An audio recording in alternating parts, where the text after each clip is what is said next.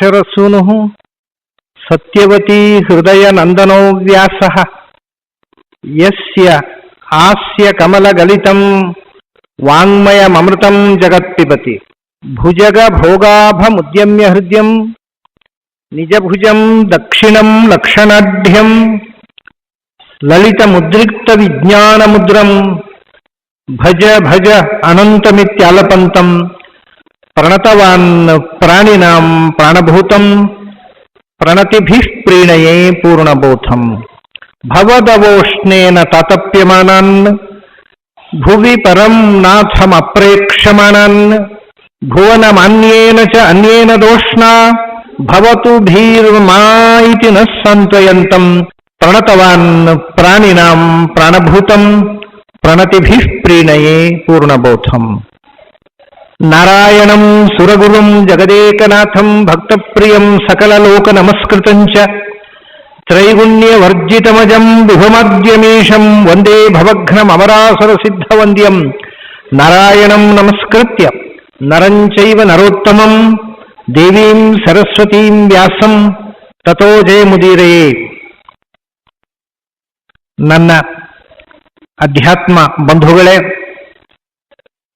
ಮಹಾಭಾರತದ 3 ಮುಖದ ಅರ್ಥಗಳು, ಒಂದು ಐತಿಹಾಸಿಕ, ಅದು ಎಲ್ಲರಿಗೂ ಗೊತ್ತಿದೆ, ಸುಮಾರಾಗಿ ಐತಿಹಾಸಿಕವಾದ ಕಥೆ. ಅದನ್ನ ಮಹಾಭಾರತದ ಸಂಕ್ಷೇಪವಾಗಿ ವ್ಯಾಸರು ಇನ್ನೊಂದು ಗ್ರಂಥ ರಚನೆ ಮಾಡಿಲ್ಲ. ಇನ್ನೊಂದು ಮನೋವೈಜ್ಞಾನಿಕವಾದಂತಹ ಅರ್ಥ, ಅದನ್ನು ನಮಗೆ ತಿಳಿಪಡಿಸುವುದಕ್ಕೋಸ್ಕರ ಒಂದು ಸಂಗ್ರಹ ಭಗವದ್ಗೀತೆಯನ್ನು ಕೊಟ್ಟರು. ಮತ್ತೊಂದು ಪಾರಮಾರ್ಥಿಕವಾದ ಭಗವತ್ಪರವಾದ ಅರ್ಥ, ಅದರ ಸಾರವಾಗಿ ವಿಷ್ಣು ಸಹಸ್ರನಾಮವನ್ನು ಮಹಾಭಾರತದಲ್ಲಿ ಗ್ರಥನೆ ಮಾಡಿ ನಮಗೆ ಕೊಟ್ಟರು ವೇದವ್ಯಾಸರು ಅನ್ನೋ ಮಾತನ್ನ ನಾವು ನಿನ್ನೆ ನೋಡಿದ್ದೇವೆ. ಇವಾಗ ನಾನು ಮಹಾಭಾರತದ ಸಾರವಾಗಿರತಕ್ಕಂಥ ಭಗವದ್ಗೀತೆಯ ಬಗ್ಗಾಗಲಿ ಅಥವಾ ವಿಷ್ಣು ಸಹಸ್ರನಾಮದ ಬಗ್ಗಾಗಲಿ ವಿಶೇಷವಾಗಿ ಏನನ್ನು ಹೇಳ್ತಾ ಇಲ್ಲ. ಯಾಕಂದ್ರೆ ನಮಗೆ ಇವಾಗ ಅದರ ಐತಿಹಾಸಿಕ ಮುಖವಾಗಿ ಮಹಾಭಾರತದ ಮುಖ್ಯ ಪಾತ್ರಗಳಲ್ಲಿ ಒಬ್ಬನಾದ ಭೀಮಸೇನನನ್ನ ವೇದವ್ಯಾಸರು ಹೇಗೆ ಚಿತ್ರಿಸಿದ್ದಾರೆ ಅನ್ನುವಂತಹ ಮುಖದಲ್ಲಿ ಕೆಲವು ಘಟನೆಗಳನ್ನು ಈ 2-3 ದಿವಸಗಳಲ್ಲಿ ನಮ್ಗೆ ಎಷ್ಟು ಭೀಮಸೇನನ ವ್ಯಕ್ತಿತ್ವವನ್ನು ಚಿಂತನೆ ಮಾಡುವುದು ಸಾಧ್ಯ ಅಂಥ ಕೆಲವು ಮುಖಗಳನ್ನು ಆಯ್ದು ತಮ್ಮ ಮುಂದೆ ಇಡ್ತಾ ಇದ್ದೇನೆ. ಯಾಕೆ ಅಂದ್ರೆ ಮಹಾಭಾರತವನ್ನು ಓದಿದವರು ಓದದವರು ಒಟ್ಟಿಗೆ ಭೀಮಸೇನನನ್ನ ತಪ್ಪಾಗಿ ಅರ್ಥ ಮಾಡಿಕೊಂಡವರೇ ಹೆಚ್ಚು. ಭೀಮಸೇನ ಅಂದ್ರೆ ಒಬ್ಬ ದುಡುಕಿನ ಮನುಷ್ಯ, ಯಾವುದು ಸರಿ ಯಾವುದು ತಪ್ಪು ಅಂತ ಯೋಚನೆ ಮಾಡಿ ದುಡುಕಿಬಿಟ್ಟು ಎಲ್ಲರನ್ನು ಯಾರು ಸಿಕ್ಕಿದವರನ್ನೆಲ್ಲ ಚೆಚ್ಚುವವನು ಅನ್ನುವ ತಪ್ಪು ಕಲ್ಪನೆ ಕೆಲವರಿಗೆ. ಭೀಮಸೇನ ಭಯಂಕರ ಉಂಡಾಡಿ ಅನ್ನುವ ಭ್ರಮೆ ಕೆಲವರಿಗೆ, ಏನೇನೋ ತಪ್ಪು ಕಲ್ಪನೆಗಳು. ಆಮೇಲೆ ಇವೆಲ್ಲ ತಪ್ಪು ಕಲ್ಪನೆಗಳಿಗೆ ಮತ್ತೆ ಒಂದಿಷ್ಟು ಪುಷ್ಟಿ ಕೊಡುವ ಹಾಗೆ ನಮ್ಮ ಸಿನಿಮಾ ರಂಗದವರು ಒಂದು ಸಿನಿಮಾ ಮಾಡಿದರು ಭೀಮಸೇನ ಬಗ್ಗೆ. ಅದು ಟಿವಿ ಸೀರಿಯಲ್ನಲ್ಲಿ ಬಂತು. ಅದರಲ್ಲಿ ಭೀಮಸೇನ ಈ ಮಹಾಭಾರತದ ಬಗ್ಗೆ ಮಾಡಿದ್ದವರು. ಅದರಲ್ಲಿ ವಿಚಿತ್ರವಾದಂತಹ ಅಸಂಗತಿಗಳು. ಅದರಲ್ಲಿ ಭೀಮಸೇನ ವಿರಾಟನ ಆಸ್ಥಾನದಲ್ಲಿದ್ದಾಗ ಈರುಳ್ಳಿ ಹಚ್ಚುವುದನ್ನು ನೀವು ನೋಡಿರಬಹುದು. ಗೊತ್ತಿಲ್ಲವಾಗ ಡೈರೆಕ್ಟ್ರಿಗೆ ಈರುಳ್ಳಿ ಮಾಡಬೇಕು, ಏನು ಮಾಡಬೇಕು ಪದಾರ್ಥ ಅಂತ. ಅವ್ರ ಮನೆಯಲ್ಲಿ ಈರುಳ್ಳಿ ಪದಾರ್ಥ ಮಾಡ್ತಿದ್ರು, ಭೀಮಸೇನ ಕೈಯಲ್ಲಿ ಈರುಳ್ಳಿ ಹಚ್ಚಿಬಿಟ್ಟಿದ್ದಾರೆ. ಆಮೇಲೆ ದ್ರೌಪದಿಯ ವಸ್ತ್ರಾಪಹಾರದ ದೃಶ್ಯವನ್ನು ನೀವು ನೋಡಿರಬಹುದು. ಅವನು ದುಶ್ಯಾಸನ ದ್ರೌಪದಿಯ ವಸ್ತ್ರ ಎಳಿತಾನೆ, ಆವಾಗ ದ್ರೌಪದಿ ತಿರುಗುತ್ತಾಳೆ. ಹೇಗೆ ತಿರುಗಿದರೆ ಬಟ್ಟೆ ಬಿಚ್ಚಿಕೊಳ್ಳುತ್ತಾ ಹಾಗೆ ತಿರುಗುತ್ತಾಳೆ. ಇದು ಆಶ್ಚರ್ಯ ಅಲ್ವಾ? ಅದನ್ನು ಆಪೋಸಿಟ್ ಆಗಿ ತಿರುಗಿದರೆ ದುಶ್ಯಾಸನ ಸ್ವಲ್ಪ ಕಷ್ಟ ಆಗ್ತಿತ್ತು. ಅದ್ರ ಡೈರೆಕ್ಟರ್ ಹೇಳಿದ್ರು ಬೇಗ ಬಿಚ್ಚಿಕೋಬೇಕಪ್ಪ, ಅದರಿಂದ ಅವ್ರು ಹಿಂತಿರುಗು ಅಂತ. ಹೇಗೆ ತಿರುಗಿದರೆ ಬೇಗ ಬಟ್ಟೆ ಬಿಚ್ಚಿಕೊಳ್ಳುತ್ತಾ ಹಾಗೆ ತಿರುಗುತ್ತಾಳೆ ದ್ರೌಪದಿ. ಇದೆಲ್ಲ ಅಸಂಗತಿಗಳನ್ನು ನೋಡಿಯೂ ನಮ್ಮ ಜನ ಟಿವಿಯ ಮುಂದೆ ಊದುಬತ್ತಿ ಹಚ್ಚಿಟ್ಟು ನಮಸ್ಕಾರ ಮಾಡಿದ್ದಾರೆ. ನಮ್ಮ ಭಾವುಕತೆ ದೊಡ್ಡದು. ಈ ಎಲ್ಲ ಅಬದ್ಧಗಳನ್ನು ಸಹಿಸಿಕೊಂಡು ಮಹಾಭಾರತದ ಕಥೆ, ಭೀಮಸೇನನ ಕಥೆ, ಕೃಷ್ಣನ ಕಥೆ, ಪಾಂಡವರ ಕಥೆ ಅಂತ ಜನ ಅದನ್ನು ಗೌರವದಿಂದ ನೋಡಿದರು. ನಮ್ಮ ಸಹನೆ, ನಮ್ಮ ಭಕ್ತಿ ಅಸಾಧಾರಣವಾದದ್ದು. ಹಾಗಾಗಿ ಇವೆಲ್ಲದರ ಮಧ್ಯೆ ಮಹಾಭಾರತದಲ್ಲಿ ಬಂದಿರತಕ್ಕ ನಿಜವಾದ ಭೀಮಸೇನ ಏನು ಅನ್ನೋದ್ರ ಬಗ್ಗೆ ನಾವು ಸ್ವಲ್ಪ ಗಂಭೀರವಾದಂಥ ಚಿಂತನೆ ಮಾಡಬೇಕು. ನಾನು ನಿನ್ನೆ ಹೇಳಿದೆ ಭೀಮಸೇನನ 10 ಗುಣಗಳು: ಭಕ್ತಿ, ಜ್ಞಾನ, ವೈರಾಗ್ಯ, ಪ್ರಜ್ಞಾ, ಮೇಧ, ಧೃತಿ, ಸ್ಥಿತಿ, ಯೋಗ, ಪ್ರಾಣ, ಬಲ. ಇದನ್ನ ಭೀಮಸೇನನಲ್ಲಿ 10 ಗುಣಗಳನ್ನ ಮಹಾಭಾರತದಲ್ಲಿ ಹೇಗೆ ಚಿತ್ರಿಸಿದ್ದಾರೆ ಅನ್ನೋದಕ್ಕಿಂತ ಮೊದಲು ನಾವು ಅದರ ಮೊದಲು ಒಂದು ಇತ್ತು ಧರ್ಮರಾಜನ ಕ್ವಾಲಿಟಿ ಧರ್ಮ. ಆದರೆ ಮಹಾಭಾರತದಲ್ಲಿ ಹೇಳ್ತಾರೆ ಧರ್ಮಕ್ಕೆ ಎರಡು ಮುಖಗಳಿವೆ. ಒಂದು ನಿಷ್ಠುರವಾದ ಧರ್ಮ, ಒಂದು ದಾಕ್ಷಿಣ್ಯದ ಧರ್ಮ. ಈ ಧರ್ಮರಾಜ ದಾಕ್ಷಿಣ್ಯದ ಧರ್ಮದ ಪ್ರತಿನಿಧಿ. ಅಂದರೆ ದಾಕ್ಷಿಣ್ಯ ಧರ್ಮದಲ್ಲಿ ಎಷ್ಟೋ ಸರತಿ compromise with the injustice becomes inevitable. ಅಂದ ಅನ್ಯಾಯದ ಒಟ್ಟಿಗೆ ಒಪ್ಪಂದ ಮಾಡ್ಕೊಂಡು ಬಿಡೋದು ಅದು ನಿಜವಾದ ಧರ್ಮ ಅಲ್ಲ. ಅದು ದಾಕ್ಷಿಣ್ಯ. ಏನು ಮಾಡೋದು, ದೊಡ್ಡವರ ಹತ್ರ ಜಗಳ ಮಾಡೋದು ಅಂತ ದಾಕ್ಷಿಣ್ಯಕ್ಕೋಸ್ಕರ ತಪ್ಪಿನ ಜೊತೆಗೆ ಒಪ್ಪಂದ ಮಾಡಿಕೊಳ್ಳತಕ್ಕಂಥ ಒಂದು ಧರ್ಮ. ಅದನ್ನು ನಾವು ಧರ್ಮರಾಜನಲ್ಲಿ ನೋಡ್ತೇವೆ. ಅವನು ತುಂಬಾ ಕಡೆ ತಪ್ಪಿನ ಜೊತೆಗೆ ಒಪ್ಪಂದ ಮಾಡ್ಕೋತಾ ಬರ್ತಾನೆ, ನಿಷ್ಠುರ ಬೇಡ ಅಂತ. ಬಹಳ ತಮಾಷೆ ಏನು ಅಂದ್ರೆ ಧರ್ಮದ ಈ ಎರಡು ಸೂಕ್ಷ್ಮಕ್ಕೆ ನಿಮಗೆ ಒಂದು ದೃಷ್ಟಾಂತ ಕೊಡ್ತೀನಿ ನಾನು. ರಾಜಸೂಯ ಯಾಗ ಮಾಡಿದ ಧರ್ಮರಾಜ. ರಾಜಸೂಯ ಯಾಗ ಮಾಡಿದಾಗ ಅದು ಇಂದ್ರಪ್ರಸ್ಥದಲ್ಲಿ. ಇಂದ್ರಪ್ರಸ್ಥ ಅಂದ್ರೆ ಈಗಣ ಡೆಲ್ಲಿ. ಮೊದಲು ಇಂದ್ರಪ್ರಸ್ಥದಲ್ಲಿ ಅಂದ್ರೆ ಈಗಣ ಡೆಲ್ಲಿಯಲ್ಲಿ ರಾಜಧಾನಿ ಕಟ್ಟಿದವನೇ ಧರ್ಮರಾಜ. ಅದೇ ಇವತ್ತಿಗೂ ನಮ್ಮ ದೇಶದ ರಾಜಧಾನಿಯಾಗಿ ಮುಂದೆ. ಯಾಕೆಂದ್ರೆ ಕೃಷ್ಣ ನಿಂತು ಕಟ್ಟಿಸಿದ ರಾಜಧಾನಿ ಅದು. ಇಂದ್ರಪ್ರಸ್ಥದಲ್ಲಿ ಮೊದಲು ರಾಜಧಾನಿ ಮಾಡಿದವ ಅಂದ್ರೆ ಡೆಲ್ಲಿಯಲ್ಲಿ ಮೊದಲು ರಾಜಧಾನಿ ಕಟ್ಟಿದವನು ಕೃಷ್ಣನ ನೇತೃತ್ವದಲ್ಲಿ ಧರ್ಮರಾಜ. ಅದು ಮುಂದುವರಿಯಿತು. ರಾಜಸೂಯ ಯಾಗ ಮಾಡಿ ಆದ ಮೇಲೆ ನಿಮಗೆ ಗೊತ್ತಿದೆ, ಕೊನೆಯ ದಿವಸ ಎಲ್ಲರಿಗೂ ಬಂದವರಿಗೆ ಸನ್ಮಾನ ಮಾಡಿ ಕಳಿಸ್ತಕ್ಕಂಥ ಕಾರ್ಯಕ್ರಮ. ಮೊದಲ ಸನ್ಮಾನ ಯಾರಿಗೆ ಮಾಡಬೇಕು ಅಂತ ಪ್ರಶ್ನೆ ಬಂತು. ಕೃಷ್ಣನಿಗೆ ಮಾಡುವುದು ಅಂತ ತೀರ್ಮಾನ ಆಯಿತು. ಆವಾಗ ಶಿಶುಪಾಲ ವಿರೋಧ ಮಾಡಿದ. ಆಗ ದೊಡ್ಡ ಹೋರಾಟ ಆಗಿ ಜನಹಾನಿ ಆಗಿಬಿಡೋದು. ಕೃಷ್ಣ ಅದನ್ನು ಅವಕಾಶ ಕೊಡದೆ ಶಿಶುಪಾಲನನ್ನು ಸಂಹಾರ ಮಾಡಿದ. ಶಿಶುಪಾಲ ಯಾರು ಗೊತ್ತಾ? ಬಹಳ ಹತ್ತಿರದ ಸಂಬಂಧಿ ಧರ್ಮರಾಜನಿಗೆ. ಧರ್ಮರಾಜನಿಗೆ ಒಬ್ಬಳು ಹೆಂಡತಿ ಇದ್ಲು, ಅವಳ ಹೆಸರು ದೇವಕಿ ಅಂತ. ಆ ದೇವಕಿಯನ್ನು ಹೆಂಡತಿ ಶಿಶುಪಾಲನ ಮಗಳು. ಅರ್ಥಾತ್ ಶಿಶುಪಾಲ ಧರ್ಮರಾಜನಿಗೆ ಹೆಣ್ಣು ಕೊಟ್ಟ ಮಾವ. ಇದು ನಿಮಗೆ ಮೇಲು ನೋಟಕ್ಕೆ ಮಹಾಭಾರತದಲ್ಲಿ ಕಾಣೋಲ್ಲ. ಹಾಗಾಗಿ ಅನೇಕ ಮಂದಿ ಮಹಾಭಾರತ ಓದೋರಿಗೂ ಈ ವಿಷಯ ಗೊತ್ತಿರೋದಿಲ್ಲ. ಅಂದರೆ ಶಿಶುಪಾಲ ಧರ್ಮರಾಜನಿಗೆ ಹೆಣ್ಣು ಕೊಟ್ಟ ಮಾವ. ಆದರೆ ಅವನಿಗೆ ಧರ್ಮರಾಜ ಕೃಷ್ಣನಿಗೆ ಅಗ್ರಪೂಜೆ ಮಾಡಿದ ಅಂತ ಹೇಳ್ಕೊಂಡು ಧರ್ಮರಾಜನ ಮೇಲೆ ಒಳಗಿಂದೊಳಗೆ ಅವನು ಹೆಣ್ಣು ಕೊಟ್ಟದ್ದು ಯಾಕೆ ಗೊತ್ತಾ? ಹೆಣ್ಣು ಕೊಟ್ಟು ತಮ್ಮ ಪಾರ್ಟಿಗೆ ಧರ್ಮರಾಜನನ್ನು ಹೇಳ್ಕೋಬೇಕು ಅಂತ. ಇದೆಲ್ಲ ರಾಜಕೀಯ.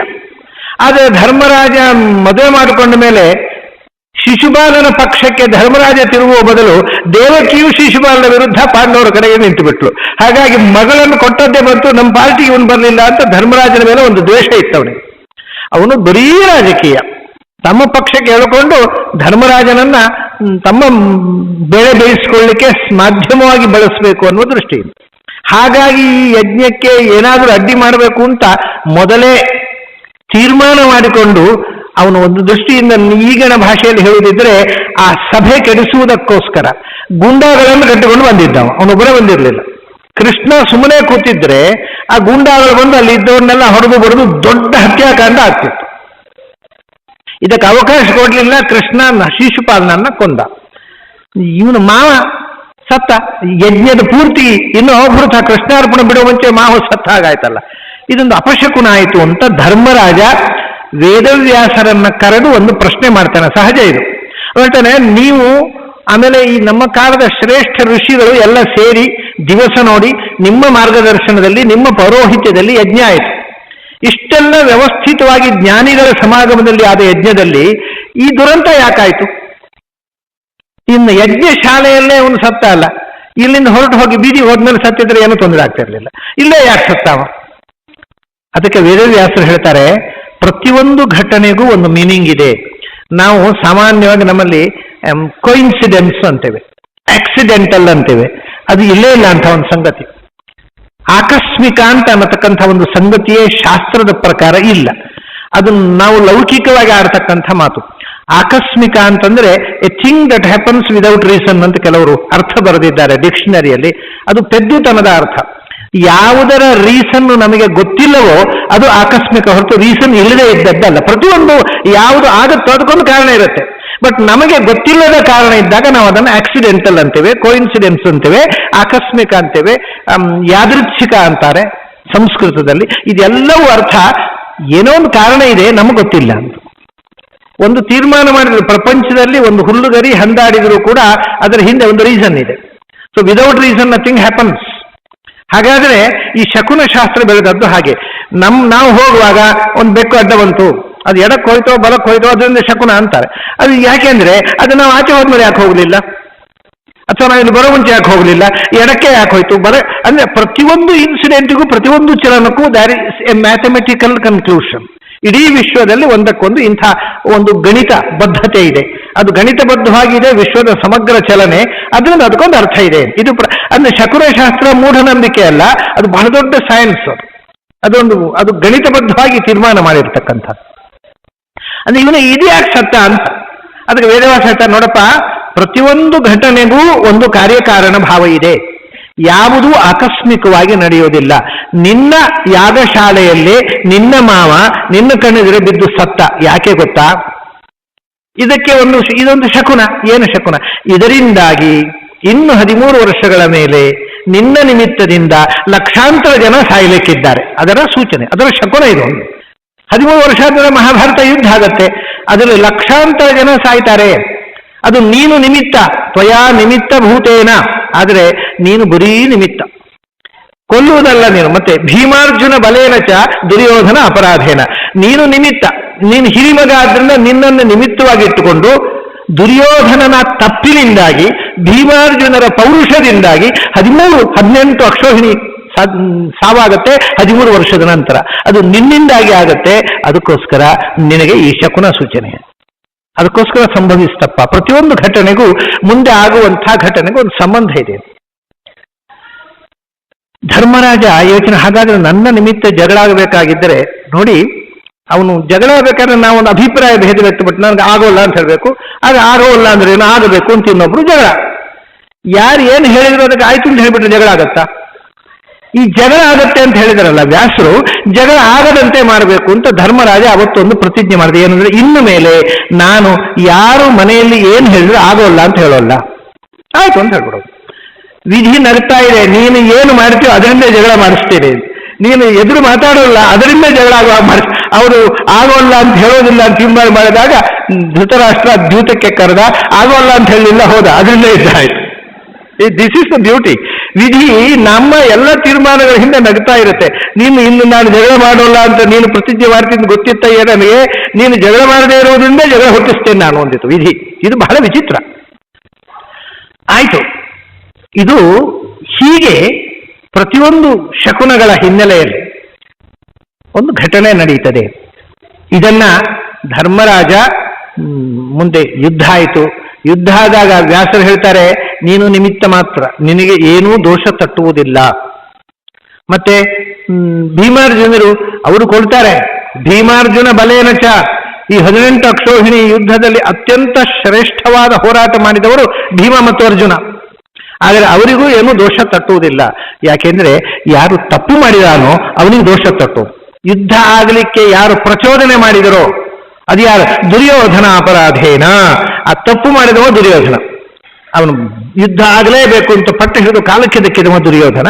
ಆದ್ರಿಂದ ದುರ್ಯೋಧನಿಗೆ ಈ ಎಲ್ಲ ದೋಷಗಳು ತಟ್ಟುವುದು ದುರ್ಯೋಧನಿಗೆ, ನಿಮಗೆ ದೋಷ ತಟ್ಟೋಲ್ಲ. ಇದು ಯಾಕೆ ನಾನು ಹೇಳಿದೆ ಅಂದರೆ, ಧರ್ಮರಾಜ ದ್ಯೂತಕ್ಕೆ ಹೋದದ್ದು ಒಂಥರ ಕಾಂಪ್ರಮೈಸ್. ಅದು ಜಗಳ ಬೇಡ, ನಿಷ್ಠುರ ಬೇಡ. ಹೀಗೆ ಅವನು ಇಡೀ ಜೀವನದಲ್ಲಿ ಧರ್ಮ ಅಂತ ಹೇಳುವಾಗ ಒಂದು ರೀತಿಯ ದಾಕ್ಷಿಣ್ಯ ಧರ್ಮವನ್ನು ಅನುಸರಿಸಿದ. ಎಷ್ಟೋ ಸಂದರ್ಭದಲ್ಲಿ ಅನ್ಯಾಯದ ಜೊತೆಗೆ ಒಪ್ಪಂದ ಮಾಡಿಕೊಂಡು ದ್ರೌಪದಿಯನ್ನ ಸಭೆಯಲ್ಲಿ ತಂದು ಅವಮಾನ ಮಾಡಿದಾಗ ನೋಡಿ ಎಷ್ಟು ವಿಚಿತ್ರ. ಧರ್ಮರಾಜ ಅಲ್ಲಿ ದ್ರೌಪದಿ ಕೇಳ್ತಾಳೆ, ದ್ರೋಣಸ್ಯ ಭೀಷ್ಮಸ್ಯ ಚ ನಾಸ್ತಿ ಸತ್ವಂ. ನಿಮಗೆ ಯಾರಿಗೂ ಕೂಡ ಇದು ತಪ್ಪು ಅಂತ ಹೇಳುವ ತಾಕತ್ತಿಲ್ಲದೆ ಹೋಯ್ತು ಈ ಸಭೆಯಲ್ಲಿದ್ದ ಹಿರಿಯರಿಗೆ ಅಂತ. ದ್ರೋಣಾಚಾರ್ಯ ಇದ್ದಾರೆ, ಭೀಷ್ಮಾಚಾರ್ಯ ಇದ್ದಾರೆ, ಮಹಾರಾಜ ಧೃತರಾಷ್ಟ್ರ ಕೂತಿದ್ದಾನೆ. ನೀವು ಯಾರು ಎಲ್ಲರೂ ಕುರುಡರ ಹಂಗೆ ಕೂತು ಬಿಟ್ಟಿದ್ದೀರಲ್ಲ, ಅನ್ಯಾಯ ಆಗ್ತಾ ಇದೆ ನನಗೆ. ನೀವು ಮನೆತನದ ಹಿರಿಯರು, ನೀವು ಯಾರು ಇದು ತಪ್ಪು ಅಂತ ಯಾಕೆ ಹೇಳ್ತಾ ಇಲ್ಲ, ನಿಮಗೆ ಸಮ್ಮತವೋ ಇದು ಅಂತ ಕೇಳ್ತಾಳೆ ದ್ರೌಪದಿ. ಆಗ ನೋಡಿ ಬಹಳ ಆಶ್ಚರ್ಯ ಇದು. ಭೀಷ್ಮಾಚಾರ್ಯರು ತಡಿಬೇಕಿತ್ತಲ್ವ, ನಮ್ಮ ಮನೆಯ ಸೊಸೆ ಇವಳು, ನಾನು ಈ ಮನೆಯ ನಿಮ್ಮೆಲ್ಲರಿಗೆ ಹಿರಿಯ, ನಾನು ಈ ನನ್ನ ಕಣ್ಣು ಮುಂದೆ ಇದನ್ನು ಆಗ ಕೊಡುವುದಿಲ್ಲ ಅಂತ ಭೀಷ್ಮಾಚಾರ್ಯ ತಡಿಬೇಕಿತ್ತಲ್ವ. ಆದರೆ ಆ ಕೆಲಸ ಮಾಡೋಲ್ಲ ಭೀಷ್ಮಾಚಾರ್ಯ. ಭೀಷ್ಮಾಚಾರ್ಯ ಹೇಳ್ತಾರೆ, ಇದು ಬಹಳ ಕಾಂಪ್ಲಿಕೇಟೆಡ್ ಅಪ್ಪ. ನೋಡಿ, ಒಂದು ಹೆಣ್ಮಗಳಿಗೆ ಸಭೆಯಲ್ಲಿ ಹೇಳಿದ ಅವಮಾನ ಮಾಡಿದ್ರೆ ಸರಿಯೋ ತಪ್ಪು ಅಂತ ಹೇಳಿ ಕಾಂಪ್ಲಿಕೇಟೆಡ್ ಅಂತಾರೆ. ಇದು ಬಹಳ ಸಂಕೀರ್ಣವಾದ ಸಮಸ್ಯೆ, ನಾನು ಇದಕ್ಕೆ ಉತ್ತರ ಕೊಡಲಾರೆ. ಇದು ನುಣುಚಿಕೊಳ್ಳುವುದಲ್ವ, ಎಸ್ಕೇಪಿಸಮ್. ನಾನು ಇದಕ್ಕೆ ಉತ್ತರ ಕೊಡಲಾರೆ, ಇದು ಸರಿಯೋ ತಪ್ಪು ಅಂತ. ಯಾಕೆಂದ್ರೆ ಯಾರು ಸೋತದ್ದು? ಸೋತವರು ಗೆದ್ದವರು ಯಾರು? ಸೋತವರು ಯಾರು? ನಿಜವಾಗಿ ಈ ಹೆಣ್ಣು ಗೆದ್ದವರ ಸೊತ್ತು ಹೌದೋ ಯಾಕೆ ಅಲ್ಲ? ಅದು ನನಗೆ ಇದು ಉತ್ತರ ಹೊಳೆಯಲ್ಲ. ನಿಜವಾಗಿ ನೀನು ಸೋತದ್ದು ಹೌದೋ ಅಲ್ವೋ, ನೀನು ದುರ್ಯೋಧನ ಅಥವಾ ಕೌರವರ ದಾಸಿ ಅಲ್ಲೋ ಹೌದೋ ಅಲ್ಲೋ ಅನ್ನೋದನ್ನ ಧರ್ಮರಾಜ ಹೇಳಬೇಕು. ನನಗೆ ಗೊತ್ತಿಲ್ಲ ಅಂತ ಹೇಳ್ಬಿಟ್ರು ಭೀಷ್ಮಾಚಾರ್ಯ. ದುರ್ಯೋಧನ ಹೇಳಿದ ದ್ರೌಪದಿ ನಿರಪರಾಧಿ, ಅವಳು ಸೋತಿಲ್ಲ ಅಂತ ಧರ್ಮರಾಜ ಹೇಳಿ ನಾನು ಬಿಟ್ಟುಬಿಡ್ತೇನೆ ಎಂದ. ಧರ್ಮರಾಜ ಮಾತು ಎತ್ತಲಿಲ್ಲ, ಸುಮ್ಮನೆ ತಲೆ ಹಿಡಿದುಕೊಂಡು ಕೂತ್ಕೊಂಡ. ದ್ರೌಪದಿಗೆ ಪ್ರೊಟೆಕ್ಷನೇ ಕೊಡಲಿಲ್ಲ. ಆ ಸಂದರ್ಭದಲ್ಲಿ ನಿಜವಾಗಿ ಎದ್ದು ನಿಂತವ ಯಾರು ಗೊತ್ತಾ? ಭೀಮಸೇನ. ಅವನು ಹೋಗಿ ಅಣ್ಣನ ಹತ್ರ ಹೇಳ್ತಾನೆ, ಭವಂತಿ ಲೋಕೆ ಬಂಧಕ್ಯ ನತಾಭಿರುತ ದಿವ್ಯಂತಿ. ಒಂದು ಮಾತು ಹೇಳ್ತಾನೆ, ಅಣ್ಣ ನೀನು ಅಣ್ಣ, ನಿನಗೆ ಎದುರು ನಿಂತು ನಾವು ಏನು ಮಾಡೋಲ್ಲ. ಆದರೆ ನೀನು ಮಾಡಿದ ತಪ್ಪನ್ನ ನಾನು ನಿಷ್ಠುರ ಧರ್ಮ, ಧರ್ಮರಾಜನದು ದಾಕ್ಷಿಣ್ಯ ಧರ್ಮ, ಆದರೆ ಭೀಮಸೇನನದು ನಿಷ್ಠುರ ಧರ್ಮ, ಧರ್ಮದಲ್ಲಿ ಕಾಂಪ್ರಮೈಸ್ ಇಲ್ಲ. ಅದರಿಂದ ನೀನು ಅಣ್ಣ, ಅದು ನಿನ್ನ ಹತ್ರ ಜಗಳ ಮಾಡೋಲ್ಲ, ನಾನು ನೀನು ಹೇಳಿ ಹಾಕಿ ಕೇಳ್ತೇನೆ. ಆದರೆ ನನ್ನ ಅಭಿಪ್ರಾಯವನ್ನು ನಿನ್ನ ಮುಂದೆ ಇಟ್ಟು, ನೀನು ಮಾಡಿದ್ದು ಸರಿಯಲ್ಲ, ಇದು ತಪ್ಪು ನೀನು ಮಾಡಿದ್ದು ಅಂತ ನನ್ನ ಅನಿಸಿಕೆಯನ್ನೇ. ಏನು ಅಂದ್ರೆ ಅವ ಹೇಳ್ತಾನೆ, ಭವಂತಿ ಲೋಕೆ ಬಂಧಕ್ಯ. ಈ ಲೋಕದಲ್ಲಿ ವೇಶ್ಯರಿರ್ತಾರೆ, ಈ ಜೂಜುಕೋರರು ಆ ವೇಶ್ಯರನ್ನ ಇಟ್ಕೊಂಡಿರ್ತಾರೆ. ವೇಶ್ಯರು ಸಾರ್ವಜನಿಕ ಸತ್ತು, ಅವರಿಗೇನು ಪಾತಿವೃತ್ಯ, ಗಂಡ ಮನೆ ದಾಂಪತ್ಯ ಜೀವನ ಏನೂ ಇಲ್ಲ. ಯಾರು ದುಡ್ಡು ಕೊಟ್ಟನೋ ಅವನ ಜೊತೆ ಬದುಕೋ ಮಂದಿ. ಆದರೆ ಈ ಜೂಜುಕೋರರು ಕೂಡ ತಾವು ಇಟ್ಟುಕೊಂಡ ವೇಶ್ಯೆಯನ್ನು ಕೂಡ ಜೂಜಿಗೆ ಪಣವಾಗಿ ಇಡೋಲ್ಲ. ಅವಳು ಹೇಳೋದು ಭೀಮಸೇನ. ವೇಶ್ಯೆಯರ ಬಗ್ಗೆ ಕೂಡ ದಯಾಚೈವಾಸ್ತಿ ತಾಸ್ವಪಿ ಅಂತ, ಹೆಣ್ಮಗಳು ಅವಳನ್ನು ನಾವು ಜೂಜಿಗಿಡಬಾರದು ಅಂತ. ಇದು ಯಾರು? ಜೂಜಾಡುವವರು, ಸಭ್ಯರಲ್ಲ, ಜೂಜುಕೋರರು ತಾವು ಇಟ್ಟುಕೊಂಡಂತಹ ವೇಶ್ಯೆಯನ್ನು ಕೂಡ ಜೂಜಿನಲ್ಲಿ ಪಣವಾಗಿಡೋಲ್ಲ. ಅಂಥಲ್ಲಿ ನೀನು ನಮ್ಮ ಪತಿವ್ರತೆಯಾಗಿರತಕ್ಕಂಥ ದ್ರೌಪದಿಯನ್ನ ಪಣಕ್ಕಿಟ್ಟಿಲ್ಲ. ಇದು ಸರಿಯೇನೋ ಅಣ್ಣ? ಹೋಗ್ಕೊಳ್ಳಿ, ನೀನು ಇಟ್ಟಿಯಲ್ಲ, ಯಾರ ಕೈಯಲ್ಲಿ ಕೇಳಿ ಇಟ್ಟಿ? ನೀನು ನಾವು ಕಷ್ಟಪಟ್ಟು ರಾಜ್ಯವನ್ನು ಸಂಪಾದಿಸಿದೆವು, ದಿಗ್ವಿಜಯ ಮಾಡಿ ನಿನ್ನಿಂದ ರಾಜಸೂಯ ಯಾಗ ಮಾಡಿಸಿದೆವು. ಒಂದು ದೃಷ್ಟಿಯಿಂದ ಭಾರತದಲ್ಲೇ ಅತ್ಯಂತ ದೊಡ್ಡ ಸಮ್ರಾಟ ಅನ್ನುವಂತೆ ನಿನ್ನನ್ನು ವೈಭವದಿಂದ ಮೆರೆಸಿದೆವು. ಅದು ಎಲ್ಲವನ್ನೂ ಕಳ್ಕೊಂಡಿ. ನಮಗೆ ಬೇಸರ ಇಲ್ಲ, ಯಾಕೆಂದ್ರೆ ನೀನು ಅಣ್ಣ. ನಾವು ಕಷ್ಟಪಟ್ಟು ತಂದದ್ದನ್ನು ದುಡ್ಡು ಸರ್ವಸ್ವವನ್ನು ಕಳ್ಕೊಂಡು ಸಂತೋಷ, ನಿನ್ನಿಷ್ಟ. ಆದರೆ ಇಮಂತು ಅತಿಕ್ರಮಂ ಮನ್ಯೆ ದ್ರೌಪದಿ ಯತ್ರ ಪಣ್ಯತೆ. ದ್ರೌಪದಿಯನ್ನು ಜೂಜಿಗೆ ಇಟ್ಟಿಯಲ್ಲ, ಇದನ್ನು ಮಾತ್ರ ನಾನು ಒಪ್ಪಿಕೊಳ್ಳಲಿಕ್ಕೆ ತಯಾರಿಲ್ಲ. ಯಾಕೆಂದ್ರೆ ಅದು ಎಲ್ಲವನ್ನು ತಂದು ನಿನಗೆ ಒಪ್ಪಿಸಿದೆವು ನಾವು, ನೀನು ಅದನ್ನು ಕಳ್ಕೊಂಡು ಹೋಗ್ಲಿ, ನಾವು ಭಿಕ್ಷೆ ಬೇಡಿ ನಿನ್ನೊಟ್ಟಿಗೆ ಜೀವನ ಮಾಡ್ತೇವೆ, ಬೇಸರ ಇಲ್ಲ. ಆದರೆ ದ್ರೌಪದಿಗೆ ನೀನು ಒಬ್ಬನೇ ತಾಳಿ ಕಟ್ಟಿದ್ದಲ್ಲ, ನಾವು 5 ಜನ ತಾಳಿ ಕಟ್ಟಿದ್ದೇವೆ. ನೀ ಯಾರ ಹತ್ರ ಕೇಳಿ ಇಟ್ಟಿ ದ್ರೌಪದಿಯನ್ನು? ನಿನ್ನ ಒಬ್ಬರ ಎಕ್ಸ್ಕ್ಲೂಸಿವ್ ಪ್ರಾಪರ್ಟಿ ಅಲ್ಲ ದ್ರೌಪದಿ. ಅದರಿಂದ ಯಾವ ರೈಟಿನ ಮೇಲೆ ದ್ರೌಪದಿಯನ್ನು ಪಣಕ್ಕಿಟ್ಟಿ? ಇಮಂತು ಅತಿಕ್ರಮಂ, ಇದು ಧರ್ಮದ ಅತಿಕ್ರಮ. ಇಂಥ ಅನ್ಯಾಯವನ್ನ ಮಾಡಿದ ನಿನ್ನ ತೋಳಿಗೆ ಶಿಕ್ಷೆಯಾಗಬೇಕು. ಭೀಮಸೇನ ಹೇಳೋ ಮಾತು. ಅದಕ್ಕೆ ಹೇಳ್ತಾರೆ ಗೊತ್ತುಂಟಾ? ಬಾಹುಂತೆ, ಇನ್ಯಾರೂ ಇಲ್ರಿ, ದ್ರೌಪದಿ ಕಣ್ಣೀರು ತೆಗಿತಾ ಇದ್ದಾಳೆ. ಅಲ್ಲಿ ಇರತಕ್ಕಂತಹ ಎಲ್ಲಾ ಹಿರಿಯರು ಕೂಡ ದ್ರೌಪದಿಯ ಪರವಾಗಿ ಮಾತಾಡದೆ ತಲೆ ಹಿಡಿದುಕೊಂಡು ಕೂತಿದ್ದಾರೆ. ಕೈ ಹಿಡಿದ ಗಂಡಂದಿರು ಅರ್ಜುನ, ನಕುಲ, ಸಹದೇವ, ಧರ್ಮರಾಜ ಎಲ್ಲರೂ ತಲೆ ಹಿಡಿದುಕೊಂಡು ಕೂತಿದ್ದಾರೆ. ದ್ರೌಪದಿಯ ಅಸಹಾಯತೆಯನ್ನು ಯೋಚನೆ ಮಾಡಿ. ಒಂದು ಹೆಣ್ಣಿನ ಅಸಹಾಯತೆಯ ಪರಾಕಾಷ್ಠೆಯಲ್ಲಿದ್ದಾಳೆ ಅವಳು. ಯಾರು ಅವಳಿಗೆ ಸಪೋರ್ಟ್ ಮಾಡ್ತಾ, ಎಲ್ಲರಿಗೂ ಒಳಗಿನಿಂದ ದ್ರೌಪದಿ ಆದ್ದು ತಪ್ಪುಂತಿದೆ, ಆದ್ರೆ ಯಾರು ಬಾಯಿ ಬಿಟ್ಟು ಹೇಳ್ತಾ ಇಲ್ಲ. ಅಂಥ ಸಂದರ್ಭದಲ್ಲಿ ಬಾಹೂತೆ ಸಂಪ್ರದಕ್ಷ್ಯಾಮಿ ಸಹದೇವ ಅಗ್ನಿಮಾರಯ. ಯಾವ ಕೈಯಿಂದ ದ್ರೌಪದಿಯನ್ನ ಪಣಕ್ಕಿಟ್ಟನೋ ನಮ್ಮ ಅಣ್ಣ, ಆ ಕೈಯನ್ನ ಸುಟ್ಟು ಬಿಡ್ತೇನೆ ಸಹದೇವ, ಬೆಂಕಿತ ಅಂತಂದು ಭೀಮಸೇನ. ಸುಟ್ಟು ಬಿಡ್ತಾರೆ ಆ ಕೈಯನ್ನ. ಅಷ್ಟಾದ ಕೂಡಲೇ ಅರ್ಜುನ ಓಡಿ ಬರ್ತಾರೆ. ಏನಣ್ಣ ಇದು? ನಾವೇ ಅಣ್ಣ ತಮ್ಮದು ಜಗಳ ಮಾಡಿಕೊಂಡ್ರೆ ಈ ಆಪತ್ತಿನ ಕಾಲದಲ್ಲಿ ಏನು ಕಥೆ ನಮ್ದು? ಭೀಮಸೇನ ಏನು ಹೇಳ್ತಾರೆ ಗೊತ್ತಾ? ಯಾಕಯ್ಯ ಗಾಬರಿ ಆಗ್ತಿ? ನಾನೇನು ಅಣ್ಣನ ಕೈ ಸುಡ್ತೇನೆ ಅಂತ ತಿಳ್ಕೊಂಡ್ಯಾ? ಹೇಳೋದು. ಇವಾಗ ತಪ್ಪು ಮಾಡಿದಾಗ ದೊಡ್ಡವರು ಮಕ್ಕಳು ಏನೋ ಲೂಟಿ ಮಾಡಿ ನಿನ್ ಬೆನ್ನು ಪುಡಿ ಮಾಡ್ತಾರಾ? ಇಲ್ಲ, ಹೇಳೋದು ನಿನ್ ಬೆನ್ನು ಪುಡಿ ಮಾಡಿಬಿಡ್ತೇನೆ ನೋಡು. ಹಾಗೇನೆ ನಿನ್ನ ಕೈ ಸುಟ್ಟು ಬಿಡ್ತೇನೆ ಅಂತ ಹೇಳಿದ್ದು ಯಾಕೆ ಅಂದ್ರೆ, ಕೈ ಸುಟ್ಟು ಬಿಡಬೇಕು ಅಂಥ ತಪ್ಪು ಮಾಡಿದ್ದಿ ನೀನು ಅಂತ ಅಣ್ಣನಿಗೆ ಹೇಳೋದಷ್ಟೇ ತಮ್ಮನ ಕೆಲಸ, ಮಾಡೋದು ತಮ್ಮನ ಕೆಲಸ ಅಲ್ಲ. ನಾನು ಏನು ಮಾಡೋಲ್ಲ, ಆದರೆ ನನ್ನ ಮನಸ್ಸಿಗಾದ ನೋವನ್ನು ಅಣ್ಣನ ಮುಂದೆ ತೋಡಿಕೋಬೇಕು ಅಷ್ಟೇ. ನೀನೇನು ಗಾಬರಿ ಆಗ್ಬಿಡ, ನಾನು ಕೈ ಸುಡೋಲ್ಲ ಅಂತ. ಅಂದ್ರೆ ಹೇಳಬೇಕಾದ್ದನ್ನು ಹೇಳುವಲ್ಲಿ ದಾಕ್ಷಿಣ್ಯ ಇಲ್ಲ, ಆದರೆ ಆಕ್ಷನ್ ಇಲ್ಲ. ದೊಡ್ಡವರ ಬಗ್ಗೆ ಎಂದೂ ಕೂಡ ಕೈ ಮಾಡಿದವನಲ್ಲ ಭೀಮಸೇನ. ಆದರೆ ತಪ್ಪು ಮಾಡಿದಾಗ ನೀವು ಮಾಡಿದ ತಪ್ಪು ಅಂತ ಹೇಳಿಬಿಡೋನು. ಭಾರಿ ವಿಚಿತ್ರ. ನಿನ್ನ ಕೈಯನ್ನು ಸುಟ್ಟು ಬಿಡ್ತೇನೆ ತಾ ಬೆಂಕಿ ಯಾಕೆ ಹೇಳಿದ ಅಂದ್ರೆ, ಯೋಚನೆ ಮಾಡಿ ದ್ರೌಪದಿಗೆ ಎಷ್ಟು ಸಂತೋಷ ಆಗಿರಬೇಕು. ಇಡೀ ಸಭೆಯಲ್ಲಿ ನನ್ನ ಪರವಾಗಿ ಅನುಕಂಪ ತೋರಿಸಿದ ಒಬ್ಬನೇ ಒಬ್ಬ ವ್ಯಕ್ತಿ ಭೀಮಸೇನ. ಏನು ಅಭಿಮಾನ ಆಗಿರಬೇಕು ದ್ರೌಪದಿಗೆ ಭೀಮಸೇನ ಬಗ್ಗೆ. ಒಬ್ಬ ಮನುಷ್ಯ ದ್ರೌಪದಿಯ ಪರವಾಗಿ ಮಾತಾಡಲಿಲ್ಲ, ಕೃಷ್ಣ ಇರಲಿಲ್ಲ ಅಲ್ಲಿ. ಆಮೇಲೆ ದ್ರೌಪದಿಯ ಪರವಾಗಿ ಮಾತಾಡಿದ ಇನ್ನೊಬ್ಬ ವ್ಯಕ್ತಿ ಅಂದ್ರೆ ಕೃಷ್ಣ ಮತ್ತು ಭೀಮಸೇನ ಇಬ್ಬರೇ. ಏನಾಯ್ತು ಮುಂದೆ ಯುದ್ಧ, ವನವಾಸ ಮುಗಿದು ಸಂಧಾನ ಆಗುತ್ತಲ್ಲ, ಸಂಧಾನಕ್ಕೆ ಅಂತ ಕೃಷ್ಣನನ್ನು ಕಳಿಸಿಕೊಡ್ತಾನೆ. ನಿನ್ನೆ ಹೇಳಿದೆ ನಾನು, ಕೃಷ್ಣನ ಕಳಿಸಿಕೊಡುವಾಗ ಎಲ್ಲರೂ ಸಂಧಾನ ಆಗಲಿ ಸಂಧಾನ. ಧರ್ಮರಾಜ ಹೇಳ್ತಾನೆ ಸಂಧಾನ ಮಾಡು, ನನಗೆ ರಾಜ್ಯ ಬೇಡ. ಭೀಮಸೇನ ನಿನ್ನ ಅಭಿಪ್ರಾಯ ಏನು? ಕೃಷ್ಣ ಕೇಳ್ತಾನೆ ನಿನ್ನ ಅಭಿಪ್ರಾಯ ಏನಪ್ಪ? ಯಾಕೆಂದ್ರೆ ನಾನು ಸಂಧಾನ ಮಾಡ್ಲಿಕ್ಕೆ ಹೋಗೋದು ಎಲ್ಲರ ಪರವಾಗಿ, ಧರ್ಮರಾಜ ಒಬ್ಬನ ಪರವಾಗಿ ಅಲ್ಲ. ಕೃಷ್ಣನಿಗೆ ಎಚ್ಚರ ಇದೆ. ಧರ್ಮರಾಜ ಒಬ್ಬನು ಹೇಳಿದ ಹಾಗೆ ನಾನು ಹೋಗಿ ಅಂಬಾಸಿಡರ್ ಆಗಿ ಮಾತಾಡೋಲ್ಲ, ನಿಮ್ಮ ಎಲ್ಲರ ಪರವಾಗಿ ನಾನು ಹೋಗ್ತಾ ಇದ್ದೇನೆ. ಭೀಮಸೇನ ನಿನ್ನ ಅಭಿಪ್ರಾಯ ಏನಪ್ಪ? ಭೀಮಸೇನ ಏನು ಹೇಳ್ತಾನೆ ಗೊತ್ತಾ? ನೀಚೈರ್ ಭೂತ್ವ ನಿಯಾಸ್ಯಾಮಃ ವಯಂ ದುರ್ಯೋಧನಂ ನೃಪಂ. ಆಯ್ತು ಕೃಷ್ಣ, ಸಂಧಾನ ಮಾಡು. ನಾನು ದುರ್ಯೋಧನನ ಮನೆಯಲ್ಲಿ ಅವನ ಕೈ ಕೆಳಗೆ ಅವನ ಚಾಕರಿ ಮಾಡಿಕೊಂಡು ಬದುಕುತ್ತೇನೆ. ಭಾರಿ ಅದ್ಭುತ ಇದು. ಭೀಮಸೇನ ನಿನ್ನ ತೊಡೆ ಮುಡಿತೇನೆ ಅಂತ ಪ್ರತಿಜ್ಞೆ ಮಾಡಿದವ, ಯಾವ ಅನ್ಯಾಯವನ್ನು ಸಹನೆ ಮಾಡದೆ ಪ್ರತೀಕಾರ ಮಾಡ್ತೇನೆ ಅಂತ ದೀಕ್ಷೆ ತೊಟ್ಟ ಭೀಮಸೇನ ಹೇಳ್ತಾನೆ, ನೀಚೈರ್ ಭೂತ್ವ ಅನುಯಾಸ್ಯಾಮಃ ವಯಂ ದುರ್ಯೋಧನಂ ನೃಪಂ. ನಮ್ಮ ಅಣ್ಣನಿಗೆ ಯಾವುದು ಸಮ್ಮತವೋ ಅದು ನನಗೂ ಸಮ್ಮತ. ನಾನು ಅಣ್ಣನ ನಿರ್ಧಾರಕ್ಕೆ ಅಡ್ಡಿ ಬರುವುದಿಲ್ಲ. ನಾವು ಎಲ್ಲರೂ ದುರ್ಯೋಧನನ ಮನೆಯ ಅಡಿಯಾಳುಗಳಾಗಿ ಚಾಕರಿ ಮಾಡಿಕೊಂಡು ಬದುಕುತ್ತೇವೆ. ನನಗೆ ಯುದ್ಧ ಬೇಡ. ಯಾಕಯ್ಯ ಅಂದ್ರೆ ಒಂದು ಮಾತು ಹೇಳ್ತಾರೆ ನೋಡಿ, ಎಂಥ ದೊಡ್ಡ ಮಾತು. ಯುದ್ಧ ಬೇಡ ಅಂದರೆ ಕಾರಣ ಏನು ಗೊತ್ತಾ? ನಮಗೆ ಯುದ್ಧ ಮಾಡಬಾರದು ಅಂತಲ್ಲ, ಅಥವಾ ಅವರನ್ನು ಸೋಲಿಸೋ ತಾಕತ್ತಿಲ್ಲ ಅಂತಲ್ಲ. ಮಾಸ್ಮನೋ ಭರತಾಹ ನಶನ್ ಅಂತ ಅದ್ಭುತವಾದ ಮಾತು.